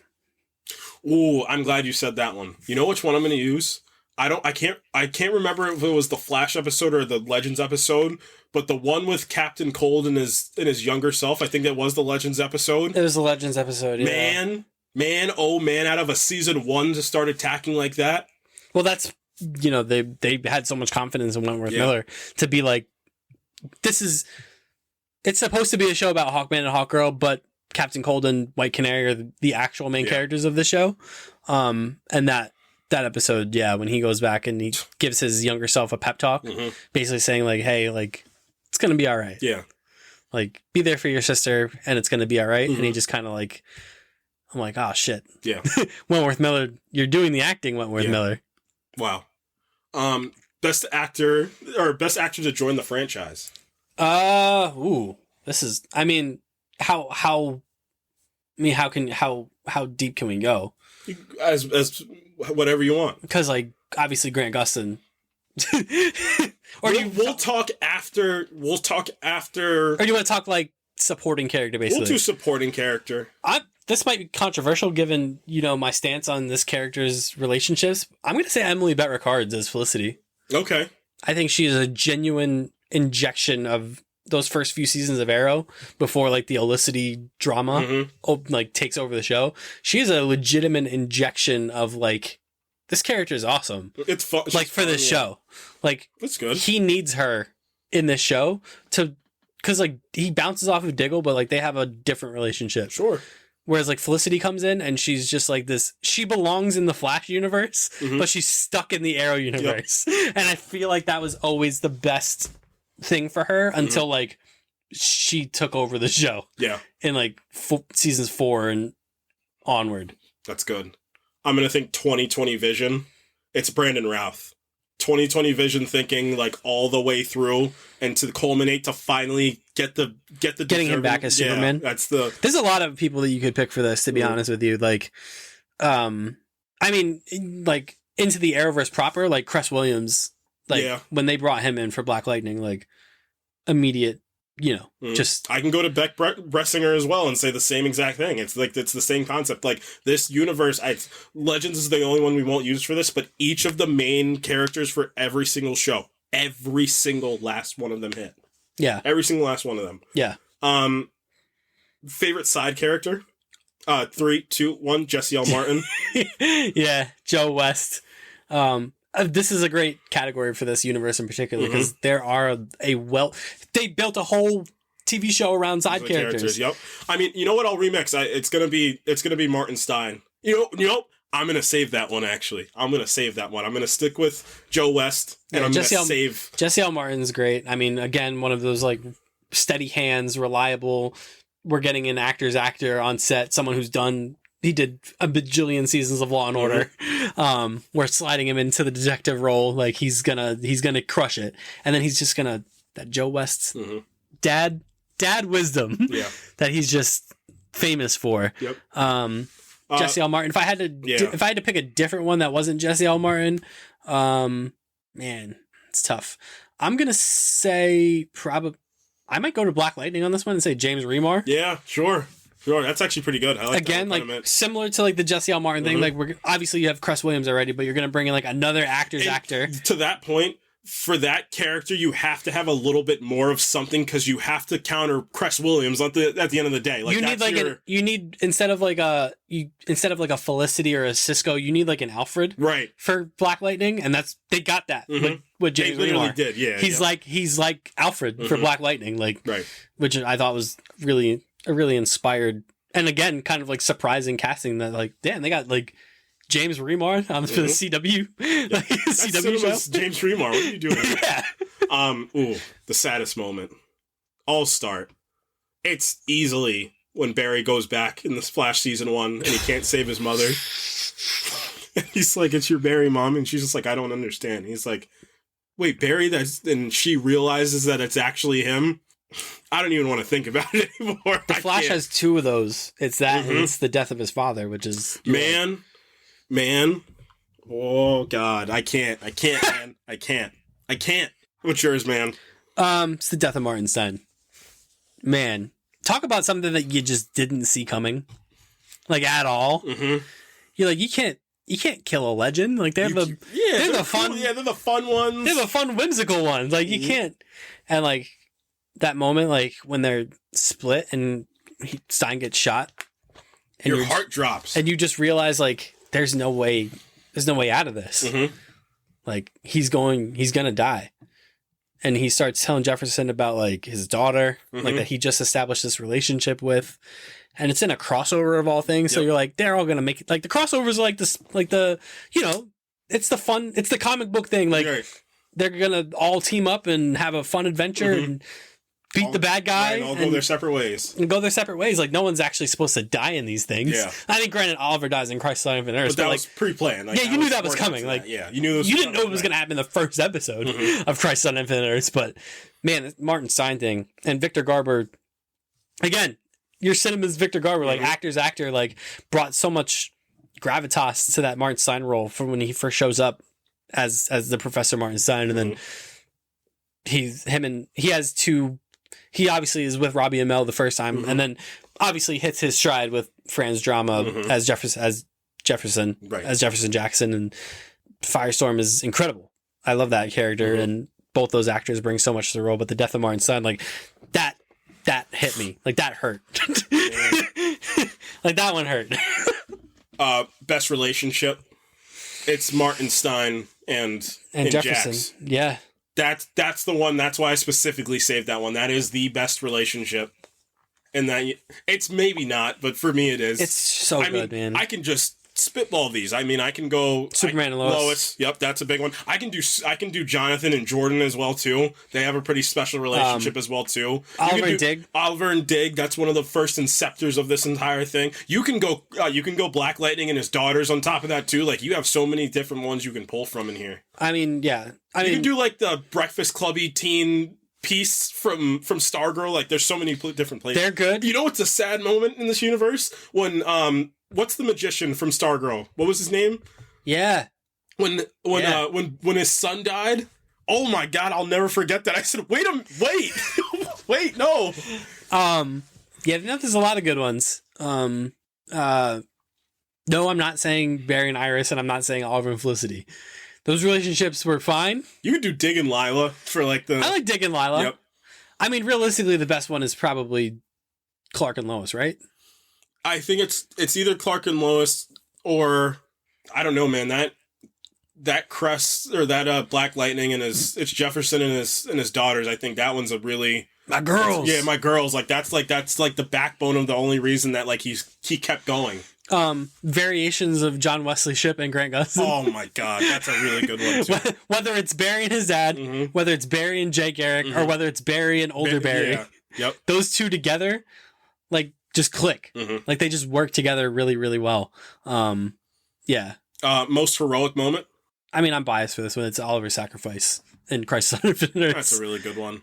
That frame, talk about cinema moments, that frame of him reaching back and there's nothing in his quiver, and he's staring down, like, the demons, whatever they are, sort of discount parademons, and, like, his quiver's empty, and you're like, oh no, like, this is it. Like, it hits you in that moment, because, like, Crisis on Infinite Earths is basically... Well, they set it up that Oliver was going to die, like, he knew... But you get to the end of that first episode, and, like, he shoots the monitor, and, like, disables him, like, Barry, like, is calling out to Oliver, and he vanishes, and it's just Oliver by himself, and he reaches back and the quiver is empty, and he just, like, you just see it, like, in his eyes where, like, he knows, and he just kind of, like, deep sighs, and, like, the music swells and he runs in there, and then next time you see him he, like, appears on the bed, and you're like, ah, shit. And And like all these like, it's funny because like the way they frame it is like all these super powerful DC characters like are surrounding the Green Arrow.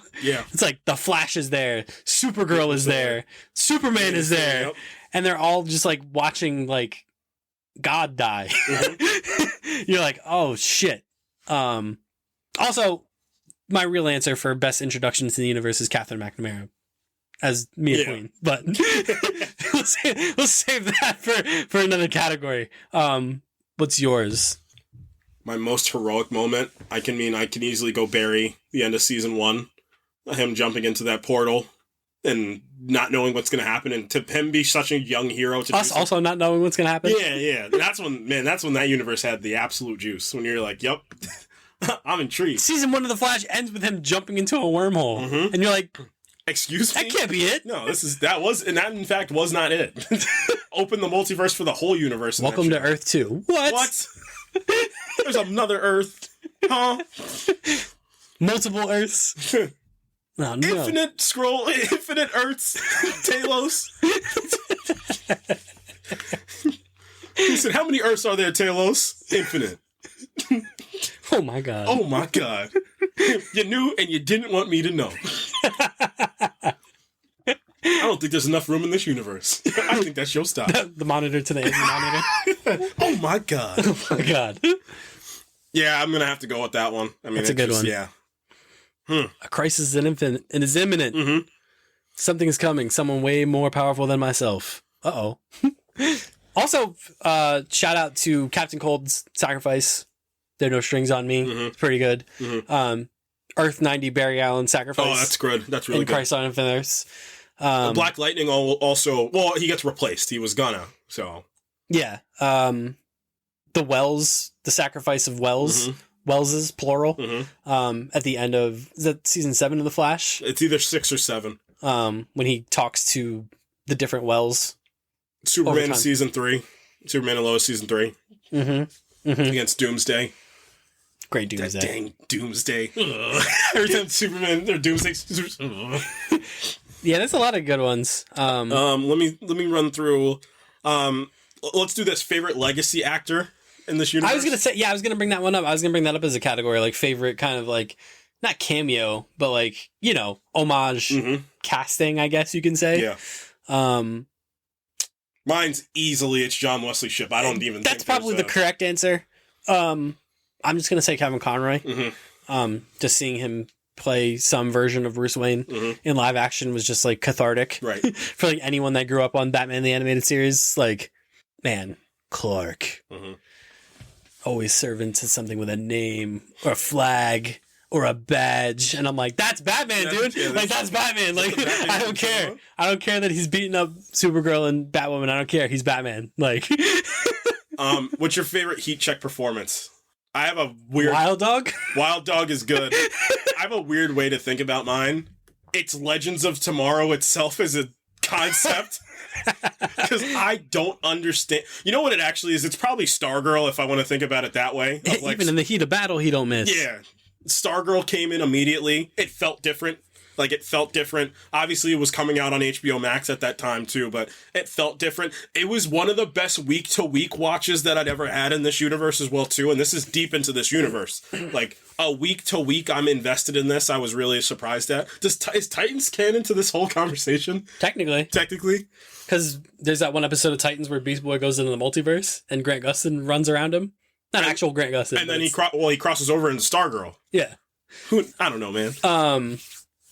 Heat check performance by Firestorm. If I had to, sorry, man. If I had to pick an actor, I mean, you want to talk about someone that was just like he was like the main villain of a season, but like as soon as he came on screen, like the vibe was different, and it's Neil McDonough as Damien Dark. You want to talk about having fun? We talk about a guy just hijacking any scene or season of TV he's in. I would say Damien Dark. I would also say Matt Letcher's Reverse Flash. To the point where they finally brought him back at the end of the Flash season 8, and then he got replaced again by Harrison Wells. Not those guys, these guys. Lord. Funniest moment. Might be one of the toughest ones that we've ever had.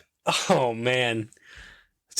I'm just gonna keep this very simple because it's very early in this universe. It's the black driver joke. I think is very. It kills me every single time. That's pretty good. I'm just your black driver. You typecast me as your black driver. That's pretty good. Oh, you know what it is? It might be early Oliver. It's funny how Arrowverse or Arrow season 1 is like supposed to be the least funny out of all these shows. Oh God, but then hilarious. it's like it's also hilarious. It's incredible. Oh, you know what the funniest thing in this whole universe is? It's Oliver's voice change to when he's the Arrow versus when he's Oliver Queen because he goes up an octave. He goes to he does he's natural Stephen Amell when he's Oliver Queen. When he's Oliver Party Queen. Boy Oliver Queen. The black driver joke is pretty good. It's just like the Looney Tunes nature of Lance versus the Hood. Oh, never mind. It's the you know what it is? It's the Groundhog Day episode of Legends. That's pretty good. It's hilarious. That episode always kills me. Yeah, the Looney Tunes nature of season 1 Lance versus the Hood is pretty funny. Mm-hmm. Where like he's pinning Lance to cars. He like puts him up against a car and he's like, "Detective, you need to listen." And he's like, "I'm gonna get you, Hood," and he never gets him. Mm-hmm. Are you the man in this picture? Maybe. But he's like talking to Laurel about the lie detector, and he's like, "I kind of want to take the polygraph, and if I fail, yeah." Best exposition dump. This is a good one. Is it the Monitor explaining the concepts of the multiverse? I was gonna say the same thing. Is it last night I saw a superhero, he was black? Come on, man. Said this is for the streets, Black Lightning's back. That is an exposition dump in itself. Really theme song. It is. Is it? No. Is it early season 1? No, don't talk about the monologues. Don't do it. The name of the island. No. No, it's Baron Ryder explaining everything in season 4 of Arrow. Mr. Queen, look at this ancient artifact that I found. Baron Ryder could easily win. Actually, that might be the funniest. No, the funniest moment is Baron Ryder inexplicably trusting Oliver. Like, it's my white savior character, and I'm in. All of a sudden, you're my right-hand man. What? Yeah, the one guy on the island that's been with him the whole time. He said, "Come on, man." This is a man with vision. And then he betrays him. You know he's like, "Not a man with vision." Wanda. Sorry. How could you do this to me, Mr. Queen? You've betrayed me. Best source material callback? I'll tell you what. One of my favorite early ones was the Solomon Grundy thing. Yeah. You remember that? Yeah, that's good. When they found the Solomon Grundy story on dude's kitchen table, and Diggle read it out, and I'm like, what? Solomon Grundy from DC. And then they did Solomon Grundy in Stargirl. In Stargirl. Is it also the Batman being an urban legend? I do quite like that, and they made Elseworld such this reliant piece on it. And I think that was pretty good. Best source material callback. I mean, I know the early Flash has a lot of stuff they pull right from the comics as well too. Well, is it just like the integration of all 3 Flashes? Yeah, within the confines of like one. Oh, you know what it is? It's when Jay Garrick's helmet comes through, and then the whole your mind, because you have to wait a whole season, you have to wait a whole off season. So it's like the multiverse concept coming into play. Is I love that the helmet comes through and Reverse Flash is like, I gotta go. I gotta go, man. That's pretty good. Best NPC. Oh, it's Evelyn from Arrow season 5. Oh my god. No, Artemis, they butchered that character. They really did. God, that was terrible. I didn't like that. That's the one thing about Arrow season 5 that I didn't like. Was that they kind of every character was so dialed in except for her. They ruined the Artemis character pretty spectacularly. Like to the point where like they didn't really care about. Yeah. Best NPC, huh? Is it our guy, the fire guy from the Flash? Oh yeah. I'm gonna get what he never could. Money. This universe is incredible because you can have moments like from like Superman and Lois, like these incredible, or like the runaway dinosaur, but then also you get these absurd episodes where Iris becomes the Flash and it's like this slapstick like 90s comedy. Is it the second iteration of the Royal Flush Gang that talk nothing but poker puns? And then they're immediately dealt with? Yeah. And then the Flash just clowns them? Yeah.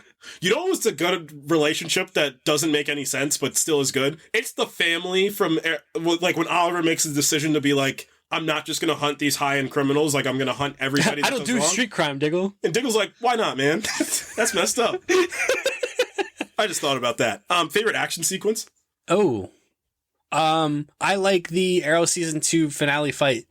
The constant flipping back and forth between Oliver fighting Deathstroke on current day versus and him fighting him on the island. Yep. I quite like that. That's really good. That's a really good one.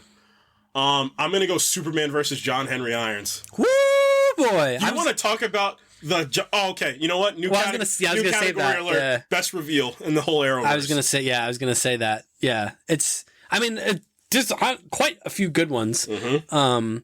But that John Henry Irons one, Lord, holy smokes! You're not the Man of Steel.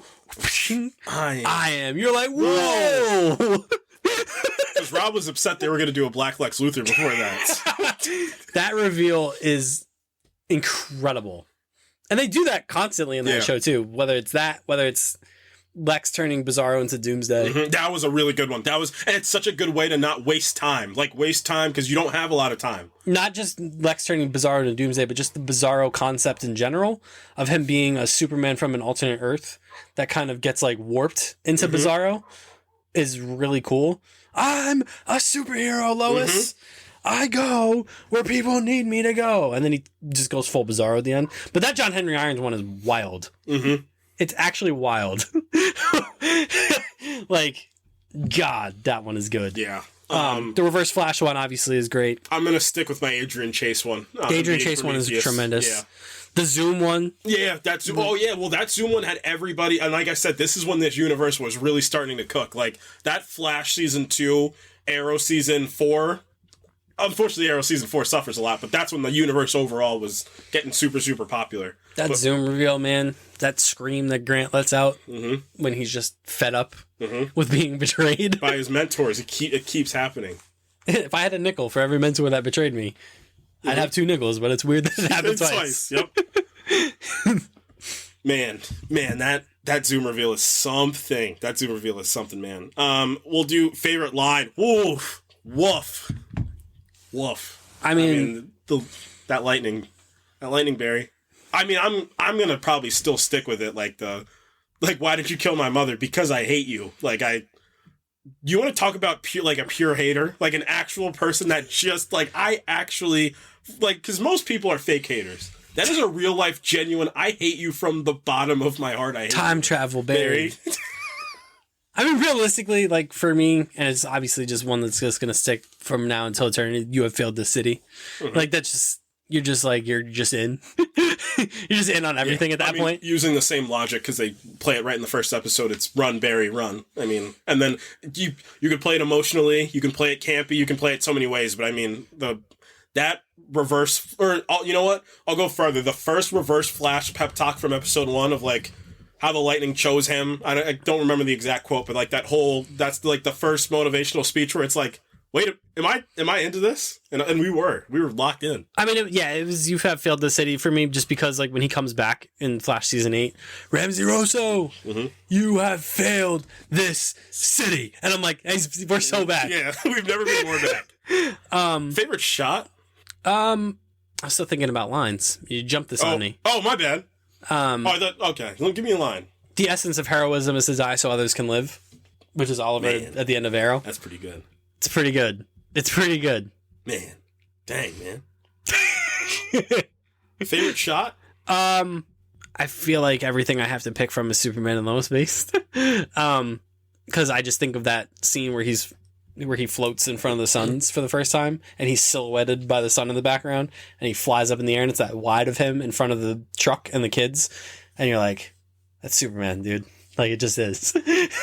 That's the most Superman thing I've ever seen. I mean, I can just pull from when they recreated the original Superman #1 from 1940, when they do the montage sequence in episode 1. And when he catches the car? When he catches the car, and it's just that's a cool suit. Thanks, my mom made it for me. Oof. What were they cooking? I remember watching that first episode and my jaw dropped. I couldn't believe it. Man. Merry Christmas. It's iconic. It is.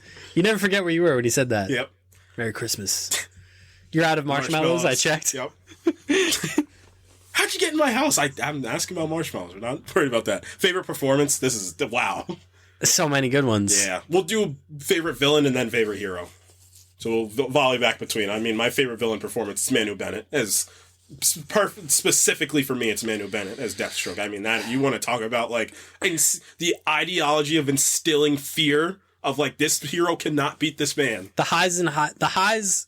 It's because he didn't overstay his welcome in ways that Tom Cavanaugh, I think, might have. And you want to talk about a plan, like an absolute dialed-in plan? He had an absolute dialed-in plan the whole time. Also, the moments, like the moment when he comes back in season 5, and I'll never forget that moment where Oliver, like, they're talking to him, or Oliver's talking to him, and he's like, you know, the Mirror Crew wore off a long time ago. Like, I remember everything that I did.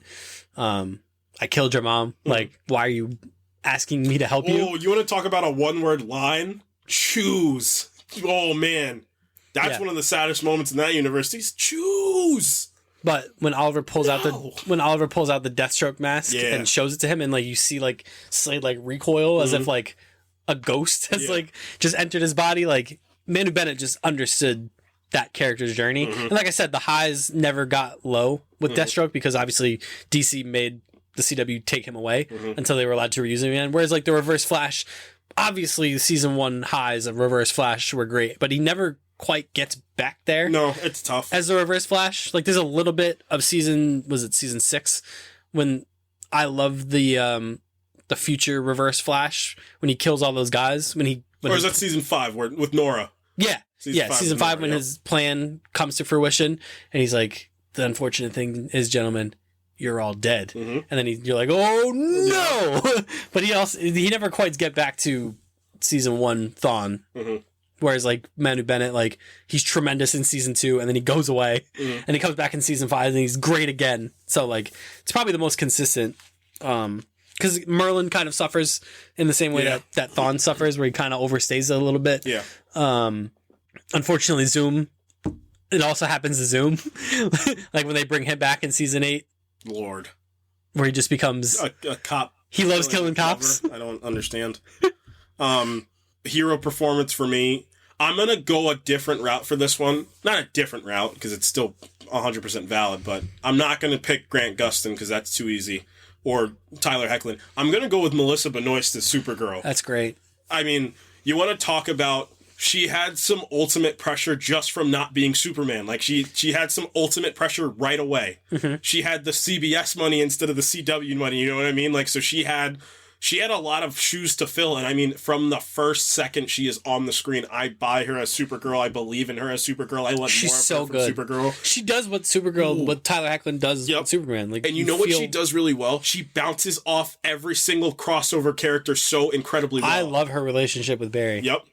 I love it. They're so magnetic together. I mean, it culminates in the musical. Yeah, the duet. The musical's incredible. Yeah.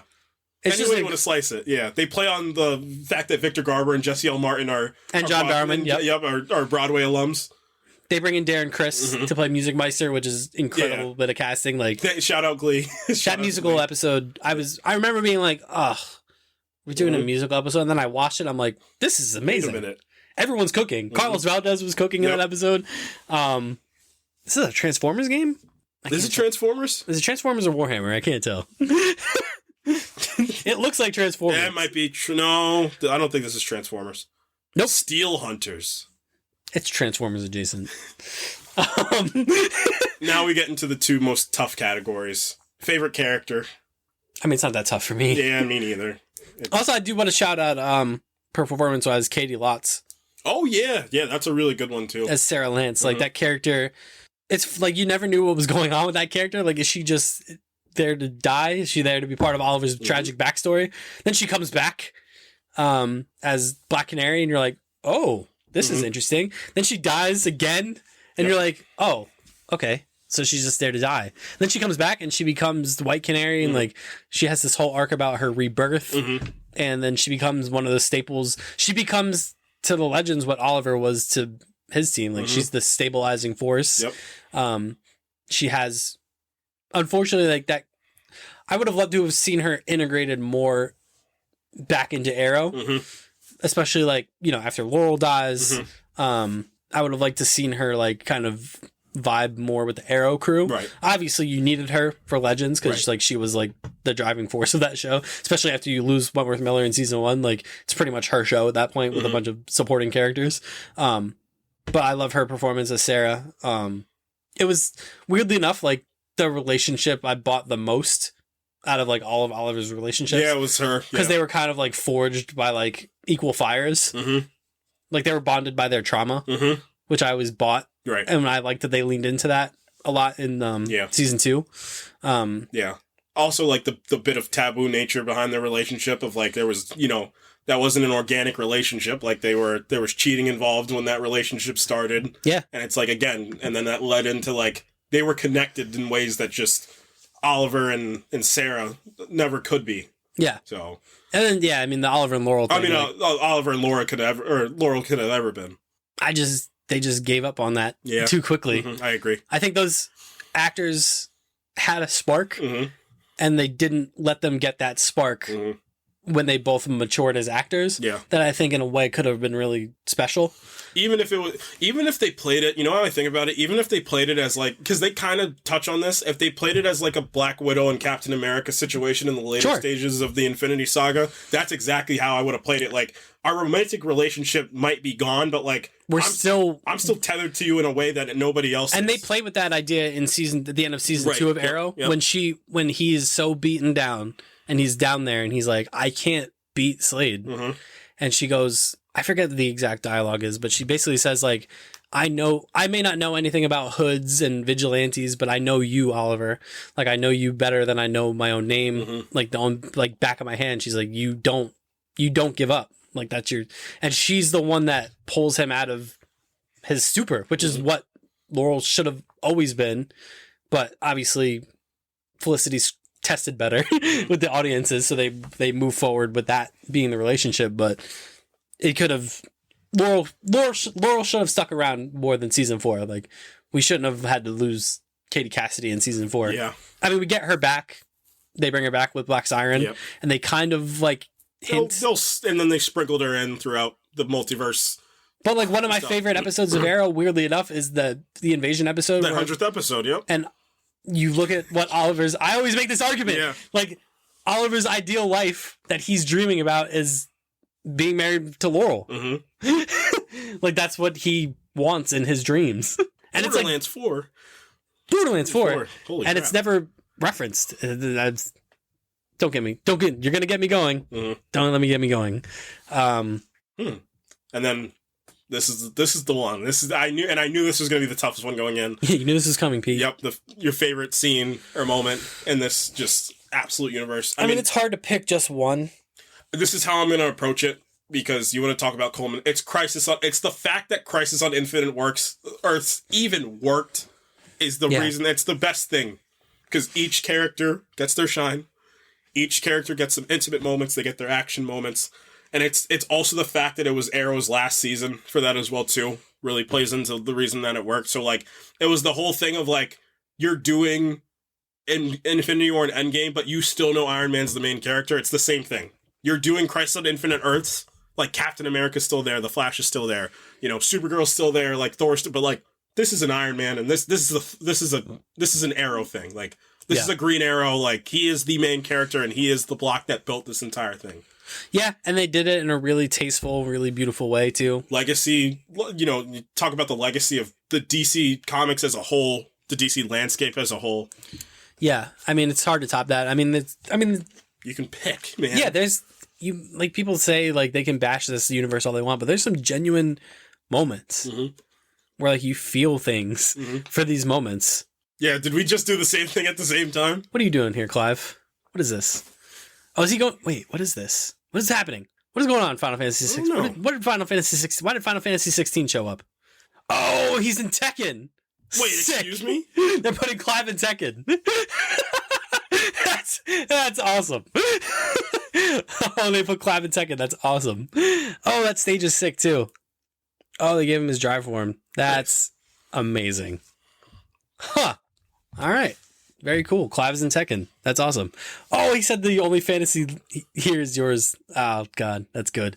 Arrowverse moments. Honestly, one of the most surprisingly moving moments for me was Arrow season... Is it season 8? Yeah, season 8. When the kids come to the present timeline and Oliver's like, this is like my daughter is here. And like both Stephen Amell and Kat McNamara bring like their A games in that scene where she's just like, because her whole story is like she's so distanced from him because he's obviously gone at that point, and then she sees him and they both are like looking at each other like this is like surreal. Like they play the surreal nature of it so well.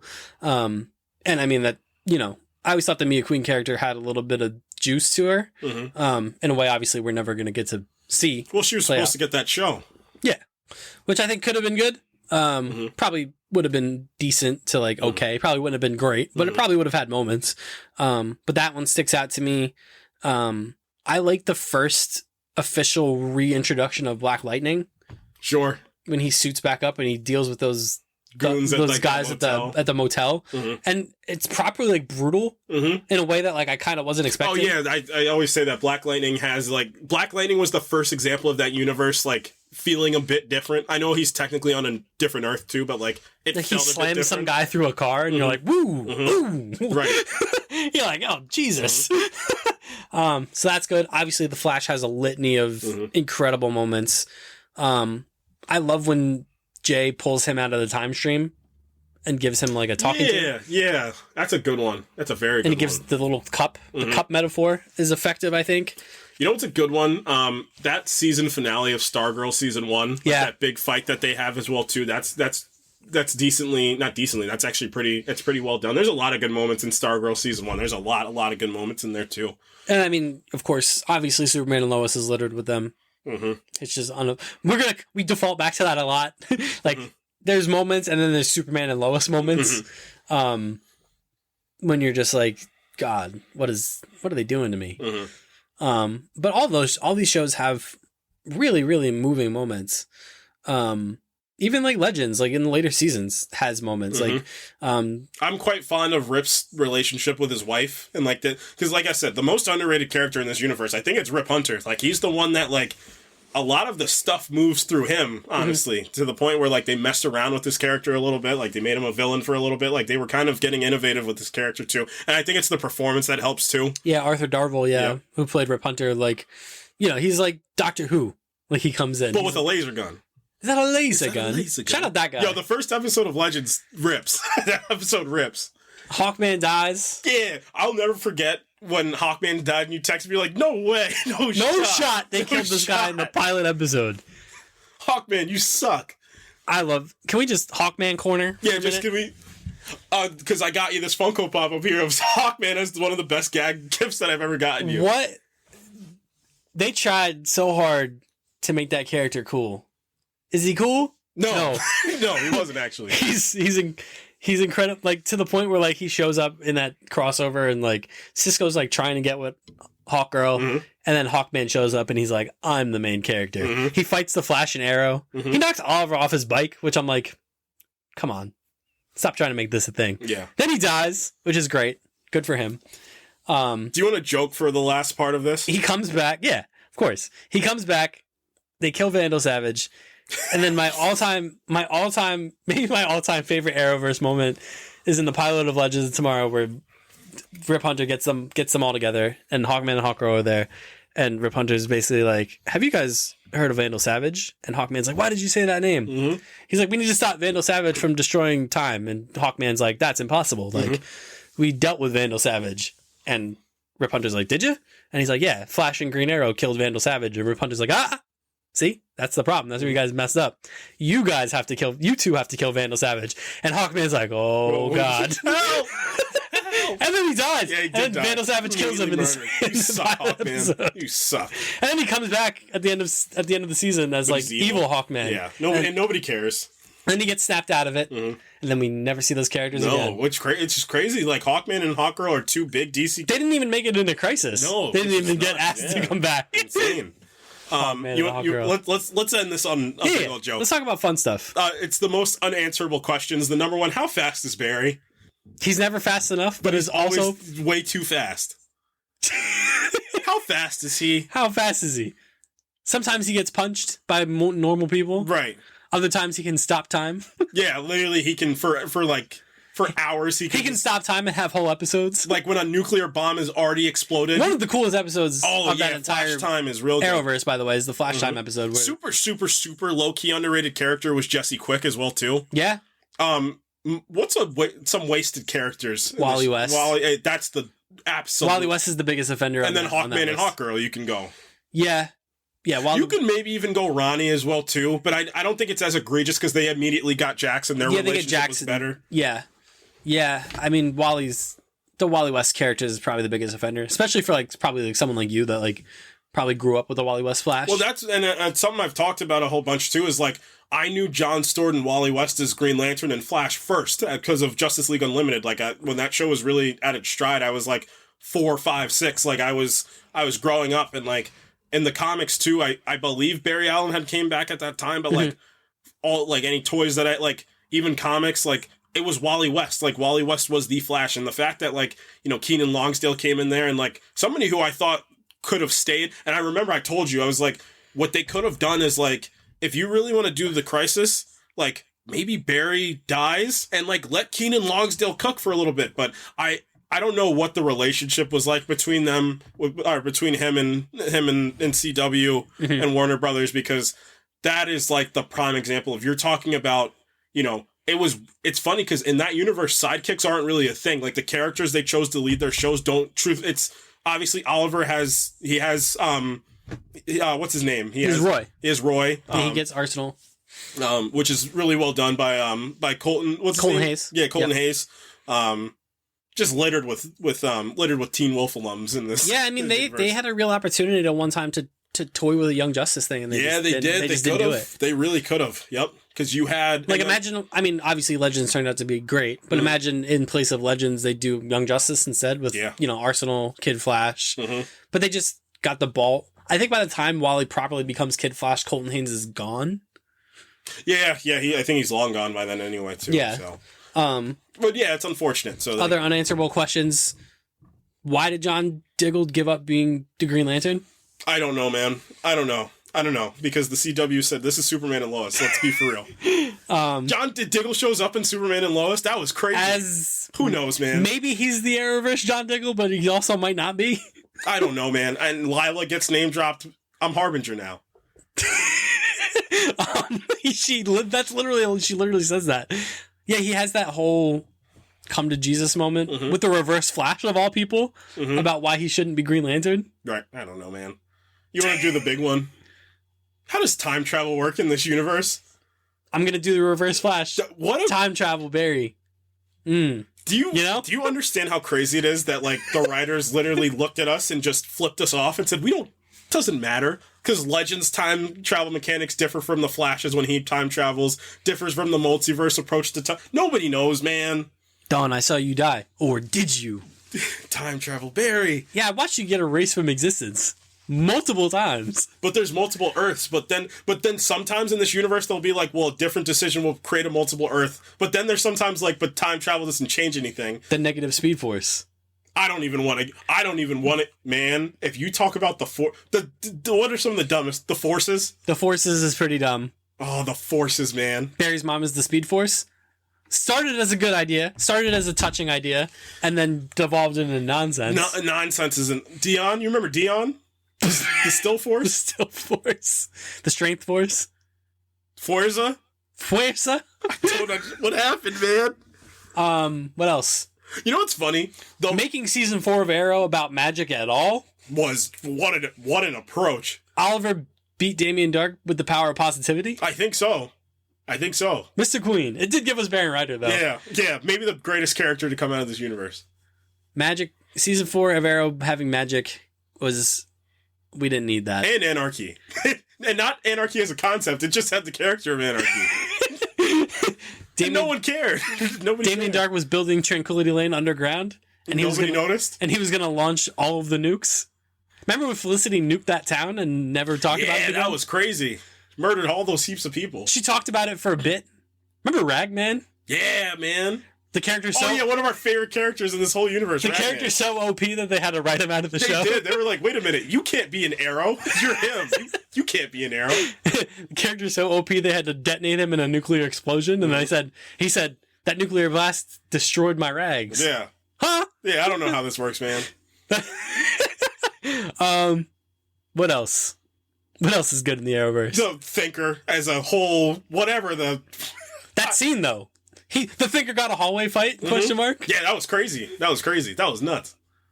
I don't know, man. To reverse Flash, just at any time. Mm-hmm. The lightsaber fight at the end of the Flash season 6. Oh, the season finale of Flash. No. Or the series finale. We talked about it. Execute Delta maneuvers. Why did you guys practice this? If it's one thing I love, it's killing cops. Oh, I'll dive into even deeper than that. When Savitar shows up, it's the funniest thing because that's also just Barry. I think is the funniest thing on planet Earth because Barry's in that suit. He just gets stabbed. Yeah, did he die? How did he die? He's wearing a metal suit. I don't get it. he just got stabbed by Nora. She's no, you know what they did for Godspeed? They did the same thing that Echo did to Wilson Fisk. He just made him feel bad. Cecile's arc is wild. Oh Cecile's arc is absolutely wild. Oh, man. What? That character, man. Cecile. Look, the Flash made some baffling decisions at the end of that series. Talking big picture, before we get out of here, I mean, this universe had to go through COVID as well, too. Like, it had to go through that. Like, that was a really trying time for that whole universe as well, too. Like, it kind of turned the whole corner for that universe. Yeah. The only show that didn't suffer from that, I think, was Superman and Lois, and maybe Stargirl, because the Flash is by far the most glaring suffered from. Yeah, from that COVID, show got hurt. Yeah, that show got hurt bad by COVID. Yeah, really bad. I mean, it's tough. It was tough. You know, a show that Virtua Fighter, nice. Man, yeah, the Flash. It had moments at the end there, and then just that series finale is puzzling to this day. Insane. Especially when you compare it. I mean, we'll talk about Superman and Lois, obviously, but when you compare the Superman and Lois finale to like the Flash finale, it's my thought about the coyness. Like when things are coy, and when things like the Flash finale wanted to be so coy for some reason. Like you know in Flash Rebirth, like the splash page when Barry comes, like it's everybody, like Max Mercury, Jay Garrick, his kids. It's Barry, it's everybody. Like, it's Jesse Quick, like, everybody's on the splash page. I thought they were going to do that. Like, I thought they were going to end the season on the splash page. Like, Grant's, monologue at the end is still great. It's amazing, yeah. It's still great, but man, oh man, it's just, and then you transition to that Superman and Lois finale, like, Doomsday shows up, Lex Luthor shows up, but it's not that. It's the legacy of Superman played throughout the year, man. Where the Flash finale was just played for, like, look at all these villains that we can bring back. Well, also, like, when you do something like that, it deprioritizes all of those villains. And all the emotion that those villains ever had, or any nuance, it's gone. They all it's get... slapstick. It's not... Yeah, they all get... Every single one of them, even including Thawne, get one-noted. It turns into, like, a stupid fan film at the end of the day, where it's, like... That Superman and Lois finale had so much grandeur and gravity. And trust me, I'm not the person that's like, this is ridiculous that this character is beating this character, but like, come on. Yeah. Like when you got Cecile just taking out Godspeed. Yeah. When you have what's his name? Oh, Black Hole. Yeah. Him and Allegra like take out Thawne. Yeah. And then the matchups make no sense. Nora takes out Savitar, and that's that would have made sense. That could have made sense. Like that, we litigated this when we talked about the Flash. Yeah, but like Nora versus Savitar could have had a little juice to it. But they obviously it's one episode. It's a 140-minute episode where they got to wrap up an entire show. So they shoehorned all these Zoom becoming what he became. Eddie coming back, and like Zoom becoming this like obsessed with killing cops. What was the point? I don't understand. Even the Zoom like costume like took like a notable step back. Like the mask didn't match the color of the costume. Like they were better. I told you they were better off just making it Eddie and Reverse Flash against Barry and doing it that way instead of like trying to integrate. Caitlin became like a goddess. What was going on there? It's the fact that like you talk about the Flash and like the highs and highs of the Flash and Team Flash and the Flash family, and then like what's it? Chilblain, Cecile, like Allegra, and whatever was I forget his name. Like they integrated. They did not need that they needed that series finale to be about the Flash. Kojima's here. Everybody loves him. That series finale needed to be about Barry. Exactly. You could have even made it about Barry and Iris. You could have conceivably done that in the way that the Arrow series finale was about Oliver, in the way that the Supergirl finale was about Kara, the way that the Superman and Lois finale was about Clark and Lois. The Black Lightning finale, obviously, that show kind of ended like abruptly in a weird way. The Legends finale was about their journey, like the Legends journey. The Flash finale, it was just like, look, we're gonna make look, all these characters. Look, like those characters. No offense to them, were not the heartbeat of the show. Cisco wasn't even there, first and foremost, which is such a disservice. Like, you should have mended whatever Carlos Valdez and like Cisco Warner wasn't Brothers there. had. Caitlin was not Caitlin anymore. So like Joe was barely there. Joe was not there. Obviously, Jesse L. Martin had health stuff going on, but like there's then in that case, like if you're gonna do that, just make that finale about Barry and Iris. Simplify it. Sometimes less is more. And the Superman and Lois finale, you want to talk about play the hits, play the down to the characters, down like they weren't pulling every single Superman villain. No, Doomsday, Lex Luthor. That's it. So I mean, layman's terms, unfortunately, the Flash probably has the weakest series finale out of all of them. Oh yeah, which is really sad. Yep. For a show that probably has maybe the best individual season of any of these shows, season 1 or season 2, take your pick. To have it end like that was just really a shame. Because honestly, like there were concerns about Superman and Lois going into this final season. Like the budget got cut, a lot of these characters got cut or reduced. Like everyone got like reduced roles, and people were like, "Are they gonna just kind of throw this together and just end it?" But they didn't. Thank goodness. No. So I'm kind of glad that Superman and Lois, you know, as much as I love the Flash, I'm glad that Superman and Lois got to be the end of this instead of the Flash being the end of this. As detached as Superman and Lois is to everything else, people are going to remember this as the end of the CW verse, and I think that's really great. Yeah, agreed. I think it deserves that. Agreed. And I can't wait. One of these days, I'm just going to go back and watch them all again. I might do the episode order thing and like watch as they were coming out. This universe means a lot to us. Yeah. And shout out the Arrowverse, man. Yeah. Shout out to the Arrowverse. Wow. What a universe, man. Would you say you're a guardian angel? I love that they brought that back. As cheesy as it was, I love that they brought that speech back at the end of Oliver's cameo in Flash Season 8. Are you a guardian angel? Are you the hope for your city? You know, saving people in a flash. And then he disappears. Not bad. I loved it. Not bad.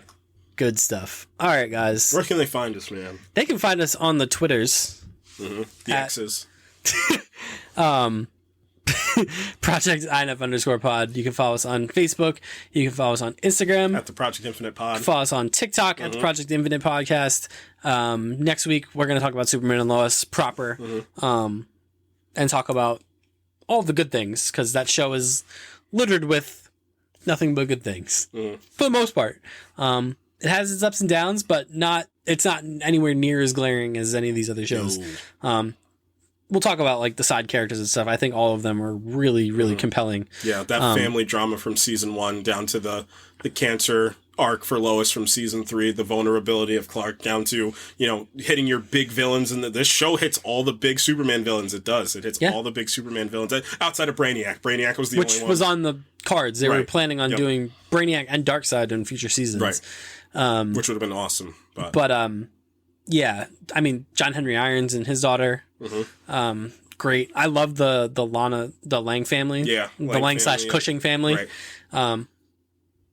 Even Kyle Cushing, who's like, feels like this one note kind of like commentary on a certain sect of America, becomes this really kind of compelling character in his own right. You know, when he divorces Lana and, you know, he has a thing with Christy and that stuff is all really great, man. Jordan and Jonathan, obviously tremendous stuff. Lois's dad. Yeah. All that stuff. And then obviously the introduction of Lex Luthor in the final season is just couldn't have been better. I know people were like bullish on the Michael Cudlitz, like him having the tough guy, like he was a big, me included, and hulking. then I started watching and I said, "Oh my god." Yeah, you realize, much like Superman, this Lex Luthor is at a very different point of his life from the Lex Luthor that we typically know. He's a Lex Luthor, like to your point, that is kind of over it, and he's kind of just one note ready to just take, but also incredibly smart. Still, you see that brilliance. It's a ruthless brilliance in a way that like Cryer's Lex was kind of like manipulative brilliance. Cutlass's brilliance is more brute force, but it's also cunning. When he confronts, we'll talk about the final season, but like when he confronts Jordan in one of the scenes in the final season, when he basically says like, "You're not built for this, kid. Like, I'm Lex Luthor and you're Superman's son.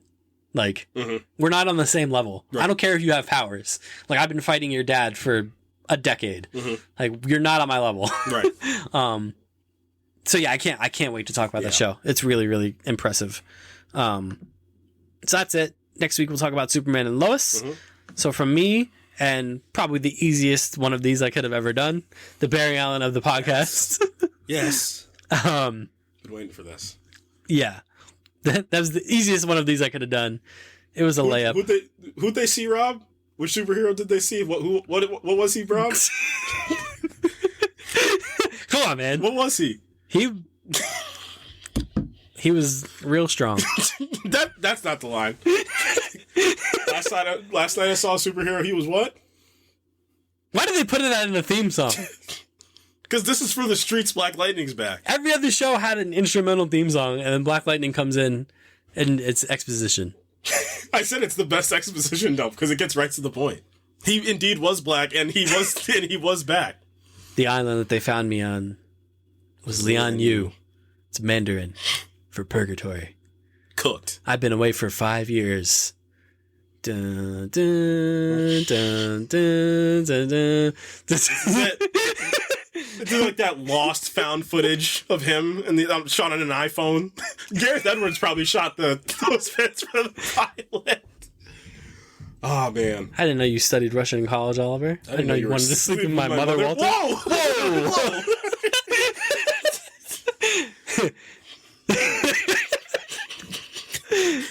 This guy's a menace. Yo, what were they cooking in the early CW? There was mad racial jokes in the early part of the CW. What did Tommy say? He said, Giants, Steelers, Giants again, black president, that's new. I said, whoa!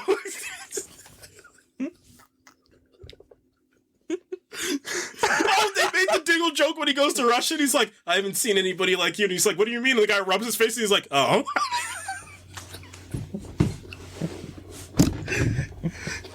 No! Yo. Oh, no. Oh, God. Ah, man. Remember The Huntress? Yeah. Talk about tortured souls? Yeah. Oliver and Helena Bertinelli. But they might have been the most meant for each other in the whole universe. Man, that romantic tension was tensioning. You remember Cupid? She was a psycho. Her name's Cupid. Yo, remember when they did the Suicide Squad? Yes. It was still better than the 2016 Oh, do you remember Suicide the Squad? Arrowverse Amanda Waller? Yeah, she was an issue. God. Yo, she blew up that city, dog. That was crazy. Blew up the whole city. That was nuts. That was the most Amanda Waller thing I've ever seen. Yo, I can't believe they killed that kid from Stargirl or that early in the season on that bus, man. I was like, bro, come on, man. Yeah, this is supposed to be the fun show. Remember when they went to Woodstock and Legends? Yo, Legends. Oh no, Barack Obama. We're gonna make America. Oh, yeah, we can't. Yeah, we can't leave without talking about. That's the last thing we're gonna talk about, actually. Barack Obama. I'm going to make America grod again. This universe, unfortunately, not unfortunately, but Dude. It did play into all the real world stuff that was going on. Barack Obama. Barack Obama. Yo. They did Gorilla... Remember when they gave Gorilla Grodd super speed? Yeah, they did. They did the thing. Dude. We didn't even scratch the surface. That's the crazy thing. We're going to need a part 2. We're going to need we're just going to have to talk... Part 2 is just going to be all the crazy fun moments. We did the series. We really love these things. Amazing moments. But next time we talk about the Arrowverse, it's going to be this thing's absurd. The fun stuff. The good stuff. Remember when the Legends turned into Muppets? Yeah. Bebo? Bebo one of the most important beings in this whole universe? Funny enough. Is he arguably more important than the actual Monitor, if we really want to talk about it? There's a whole other Monitor discussion. Yeah. Man. What does he do? I don't know, man. Let's get out of here. Yeah. We're gonna watch the rest of the Game Awards. Yeah. I said all the socials already. So yeah, next week, Superman and Lois. You have not failed this city. No. You actually have saved the failed universe. this multiverse. Not his best. Smoke. You failed this omelet. Nope. We're not gonna talk about that one. we're not gonna bring that up. See, that was my Morbius moment with Arrow season 4. No, when they opened on Arrow season 4, and it felt like I was watching an episode of like Seventh Heaven. I'm like, oh no. And then he said, Felicity Smoke, you have failed this omelet. And I'm like, oh no. Shit. I am the Green Arrow. Oh man. Why don't you have a press conference in a warehouse? Go back to season 1, Oliver, when Malcolm Merlin was like, what do you think about Green Arrow? Lame. All right, guys. We will see you next week for some Superman and Lois discussion. Until then, goodbye. Last night I saw a superhero. He was black. He said, "This is for the streets. Black Lightning's back." Man, I had to let you cook with that one. Yeah. Peace.